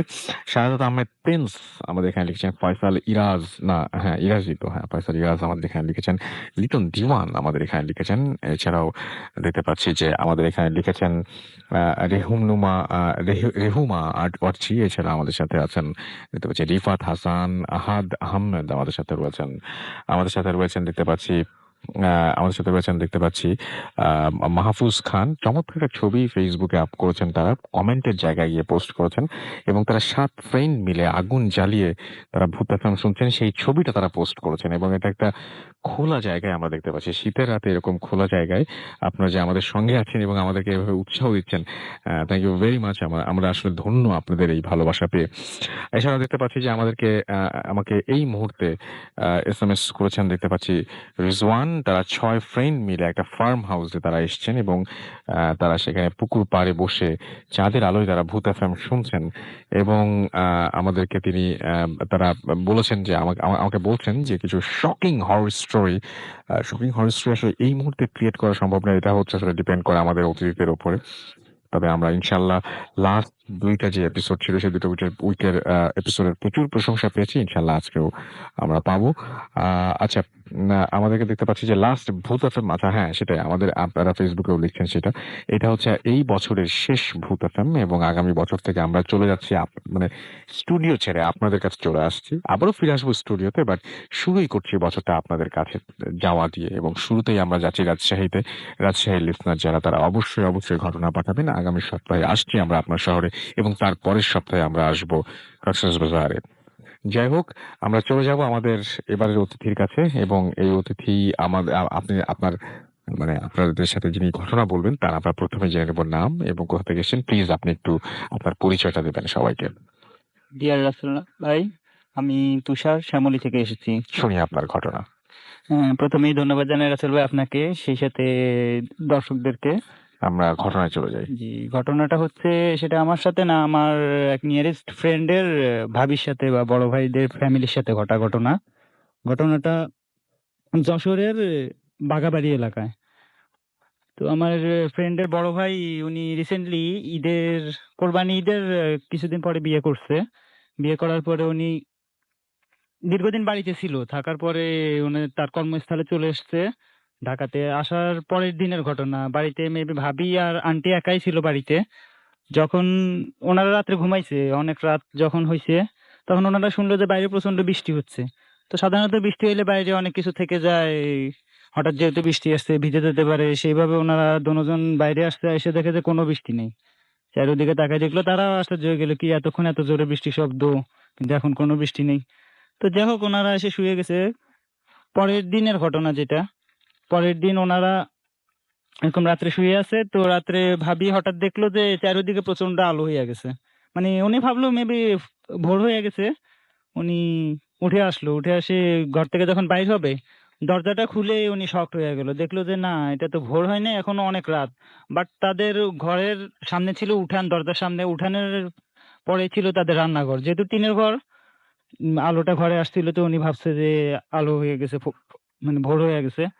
তো উনি দরজাটা খোলার সাথে সাথে দেখলো যে রান্নাঘরের চালের উপরে কিছু একটা লাইটের মতো বড় লাইট, বলতে এত বড় সাধারণত লাইট হয় না, এত বড় সাধারণত লাইট হয় না, মানে অনেক বড় একটা চতুর্ভুজের মতো। উনি যেটা বললো যে কোনো মানুষের আকৃতি না কি যেন একটা জ্বলতিছে রান্নাঘরের ঠিক চালের উপরে, আচ্ছা। প্রচন্ড জোরে। মানে এত আলো জ্বলতিছে ওইটা, যে পুরা বাড়িটা প্রায় ওটার কারণে ফসা হয়ে গেছে। উনি দেখি তো আশ্চর্য হয়ে গেল, কি রে এটা কি জ্বলতিছে এখানে, পুরা বাড়ি এভাবে আলো হয়ে গেল। উনি হতভম্ব হইয়া দাঁড়ায় আছে। দেখলো যে আস্তে আস্তে ওই আলোটা, মানে টিনের চালের উপরে আলোটা কাঁপা শুরু করতেছে। উনি দেখে হতভম্ব হয়ে দাঁড়াইছে। পরে উনি যখন যেটা বুঝতে পারলো যে আলোটা চারদিক থেকে, উনি যখন দরজা খুলে দরজার সামনে দাঁড়াইছে, চারদিক থেকে আলোটা আস্তে আস্তে কমিয়ে আসছে ওনার দিকেই, শুধু আলোর যে আলো সারিটা আছে ওনার দিকে আসতেছে আলোর রশ্মিটা, এবং কি ওটা আগের চেয়ে আরো দ্বিগুণ আলো হয়ে গেছে। আর সেই সাথে অনুভব করতে পারলো যে আলোটা যে দিক থেকে আসতেছে সেদিক থেকে মানে একটা প্রচন্ড গরম বাতাস আসতেছে ওনার দিকে। উনি ওই গরম বাতাসটা দেখে তখন ওনার মনের ভিতরে অনেকটা ভয় কাজ করলো, যে কি এটা, এভাবে এখানে আলো জ্বলতেছে, এভাবে কম্পন হচ্ছে আর এরকম গরম বাতাস আসতেছে নিজের দিকে। পরে উনি ভয়ে দৌড়ে চলে আসছে রুমে এসে আন্টিদের রুমে এসে উনি চিল্লায় অজ্ঞান হয়ে গেছে। তারপরে পরের দিন সকালে জ্ঞান উঠছে। তারপর থেকে উনি দীর্ঘদিন অসুস্থ ছিল। পরে আন্টিরা মেবি একটা হুজুর আনছে, হুজুর বাড়িতে হুজুর আনি দেখাইলো। হুজুর তখন বললো যে ওই ইয়াটা ছিল, উনি নতুন বিয়ে হয়েছে তো, আসার পরে ওখানে একটা খারাপ জিন ছিল, জিনটা ওনার দিকে মানে কুদৃষ্টি দিছে। ওই জিনটাই ওনাকে মেবি ভয় দেখাইছে বা কোনো ক্ষতি করতে চাইছিল। পরে ট্রিটমেন্ট করেছে, তবে জিন বলছে ওনাকে প্রায় বছর খানিক অনেক সাবধানে থাকার জন্য এলাকায়। ওকে, ওকে, থ্যাংক ইউ ভেরি মাচ। আমরা একটা মেইলে যাব এবং আমাদের এই মেইলটা পাঠিয়েছেন মোহাম্মদ ইয়াসিন শেখ রানা এবং তিনি যেভাবে পাঠিয়েছেন আমরা সেভাবেই এই ইমেইলটা পড়ছি। যদি এটা চট্টগ্রাম থেকে এসছে, কক্সবাজারে গিয়ে পড়লেও হতো, বাট কক্সবাজারে আরো 2 সপ্তাহ আছে, মানে একটা সপ্তাহ আছে এদেশে, তার পরের সপ্তাহে। সুতরাং তার মধ্যে আমরা নিশ্চয়ই চট্টগ্রাম এবং কক্সবাজার থেকে অনেক অনেক ইমেইল পাবো ইনশাল্লাহ। তো যেভাবে লিখেছেন সেভাবে পড়ছি। রাসেল ভাই, আমি মোহাম্মদ ইয়াসিন শেখ রানা, আমি আপনাদের একজন নিয়মিত লিসেনার। আমি চট্টগ্রামে থাকি এবং একটি মেডিসিন কোম্পানিতে চাকরি করি। আমার সকালবেলা ডিউটি চট্টগ্রাম মেডিকেলের আউটডোরে। আমি প্রতিদিন প্রবর্তক, যারা চট্টগ্রামে আছেন তারা নিশ্চয়ই চিনবেন, প্রবর্তক মোড় থেকে মেডিকেলের মর্গের গেট দিয়ে আউটডোরে প্রবেশ করি এবং বরাবরের মতো সেদিনও স্বাভাবিকভাবে মর্গ দিয়ে যাচ্ছিলাম। রাতে ঠিক মতো না ঘুমানোর কারণে মেজাজটা খারাপ ছিল, কিন্তু সেদিনটা যে আমার জীবনে একটা স্মরণীয় দিন হয়ে থাকবে সেটা কল্পনায় আসেনি। কিন্তু যখন আমি মর্গে ঢুকতে যাব তখন আমি দেখি যে আশেপাশে কোনো লোকজন নেই। সেদিক খেয়াল না করে আমি চলে যাচ্ছিলাম। বলে রাখা ভালো যে আমার বাবা মায়ের আমি একমাত্র সন্তান এবং একমাত্র ছেলে হবার কারণে ভয় নামের কোনো শব্দ আমার ডিকশনারিতে নেই বললেই চলে, এবং আমি আমার খালার বাসায় থাকি। একটু বলে রাখা ভালো যে খালার বাসার রাস্তাটি সবসময় নীরব থাকে এবং আমার বন্ধুরা ভুলেও ওই বাসায় যায় না। এই রাস্তায় অনেক ঘটনা আছে। এবার মর্গটা একটু বর্ণনা দেওয়া যাক। এই লাশ কাটা মেডিকেলের যে ঘর, যেটাকে মর্গ বলে, সেখান দিয়ে ঢোকার সময় মেইন গেটের ডান পাশে লাশ ঘর এবং বাম পাশে অফিস, কিছুটা ভেতরে অনেকগুলো রুম পরিত্যক্ত, যেগুলো দেখলে প্রায় সব মানুষই ভয় না পেয়ে থাকতে পারবে না। মূল ঘটনায় আসি। যখন আমি মর্গে ঢুকি তখন দেখি যে ডান পাশের লাশ ঘরটার দরজা খোলা, প্রায় সবসময় বন্ধ থাকে সেটা, কিন্তু এবং খুব বাজে ধরনের দুর্গন্ধ পাচ্ছিলাম। ধরে নিলাম পচা লাশের গন্ধ। গন্ধ এরকম ছিল যে ইঁদুর মরে পচে গেলে যে দুর্গন্ধ হয় তার চেয়েও খারাপ। লাশ ঘর খোলা দেখে আমি কৌতূহলী হয়ে ঢুকে পড়ি, দেখি কিছু নেই। তাই বের হওয়ার সময় কেন জানি মনে হলো আরেকবার দেখি, কিন্তু পুনরায় দেখি তা যা দেখি সেটা আমি আর বিশ্বাস করতে পারিনি। আজও আমার পক্ষে বিশ্বাস করা সম্ভব নয়। আমি দেখি দুজন মানুষ লাশ ঘরের এক কোণায় বসে কাপড় কাটছে এবং দরজার পাশে ঠিক আমার পায়ের সাথে একটি লাশ পড়ে আছে। লাশটির বর্ণনা দিতে গেলে আমার শরীরের পশম দাঁড়িয়ে যায় এখনো। লাশটির বর্ণনা এরকম যে লাশটির গায়ে কোনো কিছু ছিল না, সারা শরীর কালো এবং মাংস পচে গেছে এবং গলে গেছে। চুল ছিল না এবং নাভি নামক কোনো অংশ আমি দেখিনি। কিন্তু এই ঘটনায় আমি কোনো রকমই ভয় পাই নাই। আমি স্বাভাবিকভাবে বের হয়ে মেডিকেলের উদ্দেশ্যে হাঁটতে লাগলাম। কিন্তু যে বন্ধ রুমগুলোর কথা বলছি, সেগুলোর পাশ দিয়ে মেডিকেলে যেতে হয়। আমি একটু কৌতূহলী হয়ে সেই রুমগুলোর দিকে তাকাতেই দেখি তালাগুলো নড়ছে। এই ধরনের পরিস্থিতিতে আমার ভয় পেলে চলবে না ভেবে আমি মেডিকেলের উদ্দেশ্যে হাঁটতে শুরু করলাম। কিন্তু ২ মিনিটের পথ যেন আর আমার কাছে ২ ঘন্টার মতো লাগছিল। অবশেষে আমি মেডিকেলের আউটডোরে পৌঁছালাম এবং বমি করে দিলাম। সেদিন আমি আরো ২ বার বমি করি। কিন্তু রাসেল ভাই, ঘটনাটা এখানেই শেষ হতে পারতো, কিন্তু না। আমি বাসায় দুপুরে আসি এবং আমার আম্মুর সাথে শেয়ার করলে আমার আম্মু আমাকে বকা দেন যে কি দরকার ছিল লাশ ঘরে ঢোকার, এবং চাচাকে ভয়ের তাবিজের কথা বলল। এবং বলে রাখা ভালো যে আমার চাচা অনেক ধরনের ঝাড়ফুঁক জানেন এবং ভয়ের তাবিজ তিনি দিয়ে থাকেন। এবং দুপুরে ঘুমানোর পর আমি সকালে ঘটে যাওয়া ঘটনা ভুলে গেছি বললেই চলে।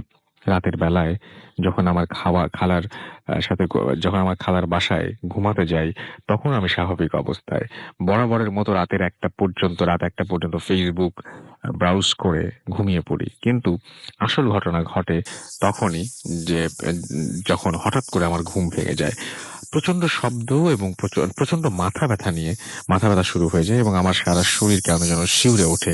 হঠাৎ আমার সকালের ঘটে যাওয়া ঘটনাটা মনে পড়ে যায়। তখনই ঘটে ঘটনা। আমি দেখি আমার হাত কাঁপছে, শরীরে কি যেন শরীরে কি যেন হাঁটতে লাগলো। আমার রুমের দরজার দিকে তাকাতেই আমি দেখি যে মর্গের সেই দরজাটি এবং তালা ঝুলানো, সেই তালাটি ঝুলছে এবং খাটের নিচ থেকে ইঁদুর এবং বিড়ালের আওয়াজ আসছে। আমি ভয় এড়িয়ে ঘুমানোর চেষ্টা করলেও আমার ঘুম আসছিল না। তখন আমি চোখ বন্ধ রাখার চেষ্টা করি, তাও পারছিলাম না, কারণ চোখ বন্ধ রাখতে আচ্ছা, সেই লাশটি আমার পায়ের কাছে এসে পা ধরার চেষ্টা করছে, কিন্তু পারছে না। আমাকে কিছু একটা বলার চেষ্টা করছে। তখন আমি উঠে বসে যাই এবং মনে মনে নানান ধরনের প্রশ্ন আসতে থাকে। প্রশ্নগুলো এরকম যে আমি মা বাবার একমাত্র ছেলে এবং আমার কিছু হয়ে গেলে তাদের ভবিষ্যতে কি হবে? আমার জন্য টাকা খরচ আমার জন্য কিভাবে টাকা খরচ, আচ্ছা, আমার জন্য কিভাবে, এটা অবশ্য শেষ করেননি। তখন আমি দরুদ শরীফ পড়ে শুতেই ঘুম চলে আসে এবং সকালে আম্মুকে সব ঘটনা খুলে বলি এবং আমার মা আমার চাচার বাসায় আমাকে নিয়ে যায় এবং একটি তাবিজ পুড়িয়ে দেয়। এরপর থেকে আমার সাথে আর কোনো সমস্যার সৃষ্টি হয়নি। বাট সেই রাতটা যে আপনার খারাপ গিয়েছিল সেটা আমি বুঝতে পারছি, এবং তিনি বলছেন যে আমি ঠিক মতো গুছিয়ে লিখতে পারিনি, বলে দুঃখিত। হ্যাঁ, একটু ঝামেলা আছে এখানে, বাট সমস্যা নেই। আমি যেখানে এই গল্পটার মেইন যে ব্যাপারটা সেটা হচ্ছে যে সত্যি যদি আপনার সামনে এসে এরকম কোন একটা পরিস্থিতির সম্মুখীন আপনি হন যে আপনার ঘরের দরজাটা একটা লাশ কাটা ঘরের দরজায় পরিণত হয়েছে, এবং সেই লাশ কাটা ঘরে যেরকম ভাবে তালা ঝোলে, আমি আমার চোখের সামনে একটা লাশ কাটা ঘর ভেসে উঠছে কোন একটা সরকারি হসপিটালে, আমি নাম বলবো না, এবং সেই লাশ কাটা ঘরটা এরকম বন্ধ থাকে এবং একটা তালা ঝোলে। তো হঠাৎ করেই যদি এরকম একটা আপনার ঘরের যে কাঠের দরজাটা সেটা একটা সাদা রঙের কাঁচের এবং লোহা এবং কাঁচ দেওয়া একটা দরজা হয়ে যায়, এবং সেইখানে যদি একটা তালা ঝুলতে থাকে, তাহলে কেমন হবে? এবং হঠাৎ করে ঘুম ভেঙে উঠে যদি আপনি সেই দৃশ্য দেখেন, আপনার কেমন লাগবে? আপনি বুঝতে পারছেন এই দরজাটি আপনার দরজা নয়। এই দরজাটি একটি লাশ কাটা ঘরের দরজা এবং ওপারেই হয়তো একটা লাশ শুয়ে আছে। চোখ বন্ধ করুন। কিছুক্ষণের জন্য কল্পনা করুন। ততক্ষণ একটা ছোট্ট বিরতি নিয়ে আসছি। Stay tuned to D50 and don't stop.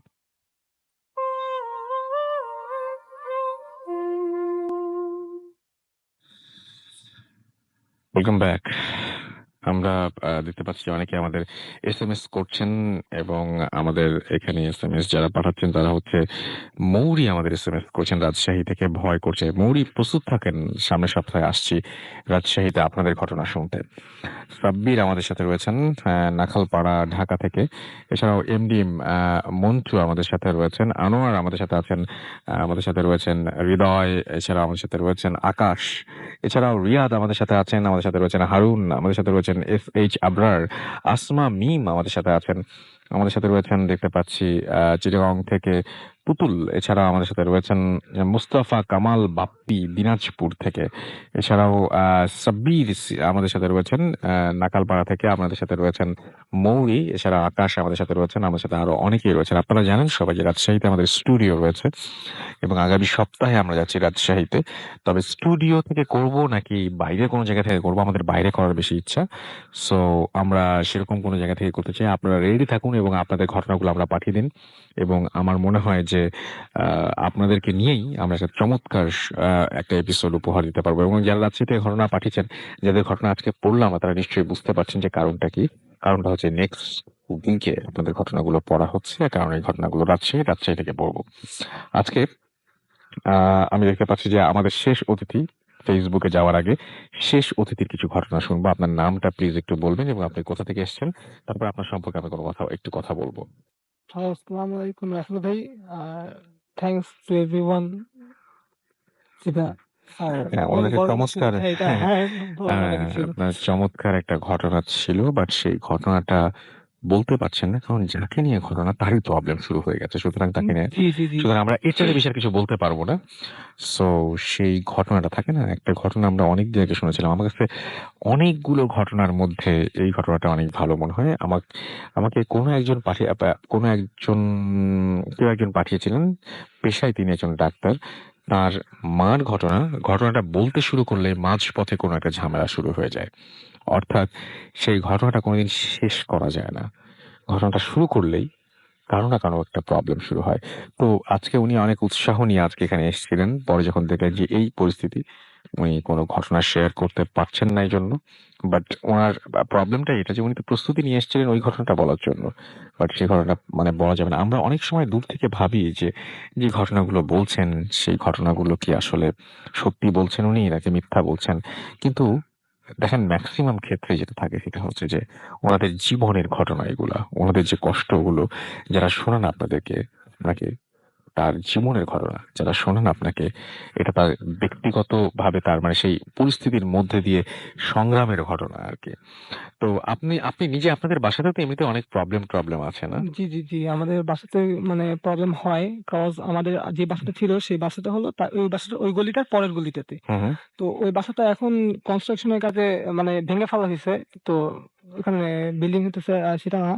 মানে ওই বাসাতে যে প্রবলেম গুলি হতো সেটা হলো যে ওই বাসায় রাত্রেবেলা মানে ইভেনচুয়ালি মানে বিভিন্ন টাইমে একেকটা রকম শব্দ হইতো। হুম, হুম। যেরকম মার্বেল যদি কেউ রাত্রেবেলা কোনো বাচ্চা-কাচ্চা যদি ছাদের উপর মার্বেল খেলে দেন ওই বাসাটায় মানে একটা প্রবলেম হয়। মানে একটা সাউন্ড হয় যেটা টাস, টাস, টাস, টাস এটা সবাই যারা রাত্রেবেলা থাকে সেটা শুনতে পারে। তো ওই সাউন্ডটা হইতো ওই বাসায়। আর এছাড়া যে আমাদের যখন রান্না-বান্নার কাজে যদি মহিলারা মানে পাটা দিয়ে বাটে কিছু যেমন মরিচ সামথিং কিছু বাটে তখন যেরকম একটা আওয়াজ হয় ফ্লোরে ওইরকম একটা আওয়াজ মানে ওই বাসাটাতে মানে ক্রিয়েট হয় রাত্রেবেলা। মানে মানুষ শুনতে পারে যে এরকম হয়। তো আমরা যখন উপরের ফ্ল্যাটে গিয়ে যখন জিজ্ঞেস করি যে, "আন্টি আপনাদের বাসায় কি এরকম কোনো ঝামেলা হইছে নাকি?" দেন তারা বলে যে, "না, আসলে আমরাও শুনি এরকম মানে প্রবলেম হয়, মানে আওয়াজ হয় এরকম আমরা এগুলি শুনতে পাই। বাট কখনো ছাদে যাওয়া দেখা হয়নি।" তো ওইটা ওখান থেকে হচ্ছিল এই ঘটনাটাই। দেন আমরা আস্তে মানে বাসাটা শিফট করে ফেলি ওই জায়গা থেকে। তো বাসা শিফট করে এখন যে নতুন বাসায় আসছি সেই বাসায় তেমন কোনো প্রবলেম হয় না। বাট আ এই বাসাটায় হয় কি আমার আম্মুর মানে মাঝেই মানে বোবায় ধরে অনেক এই বাসাটাতে। হুম, হুম।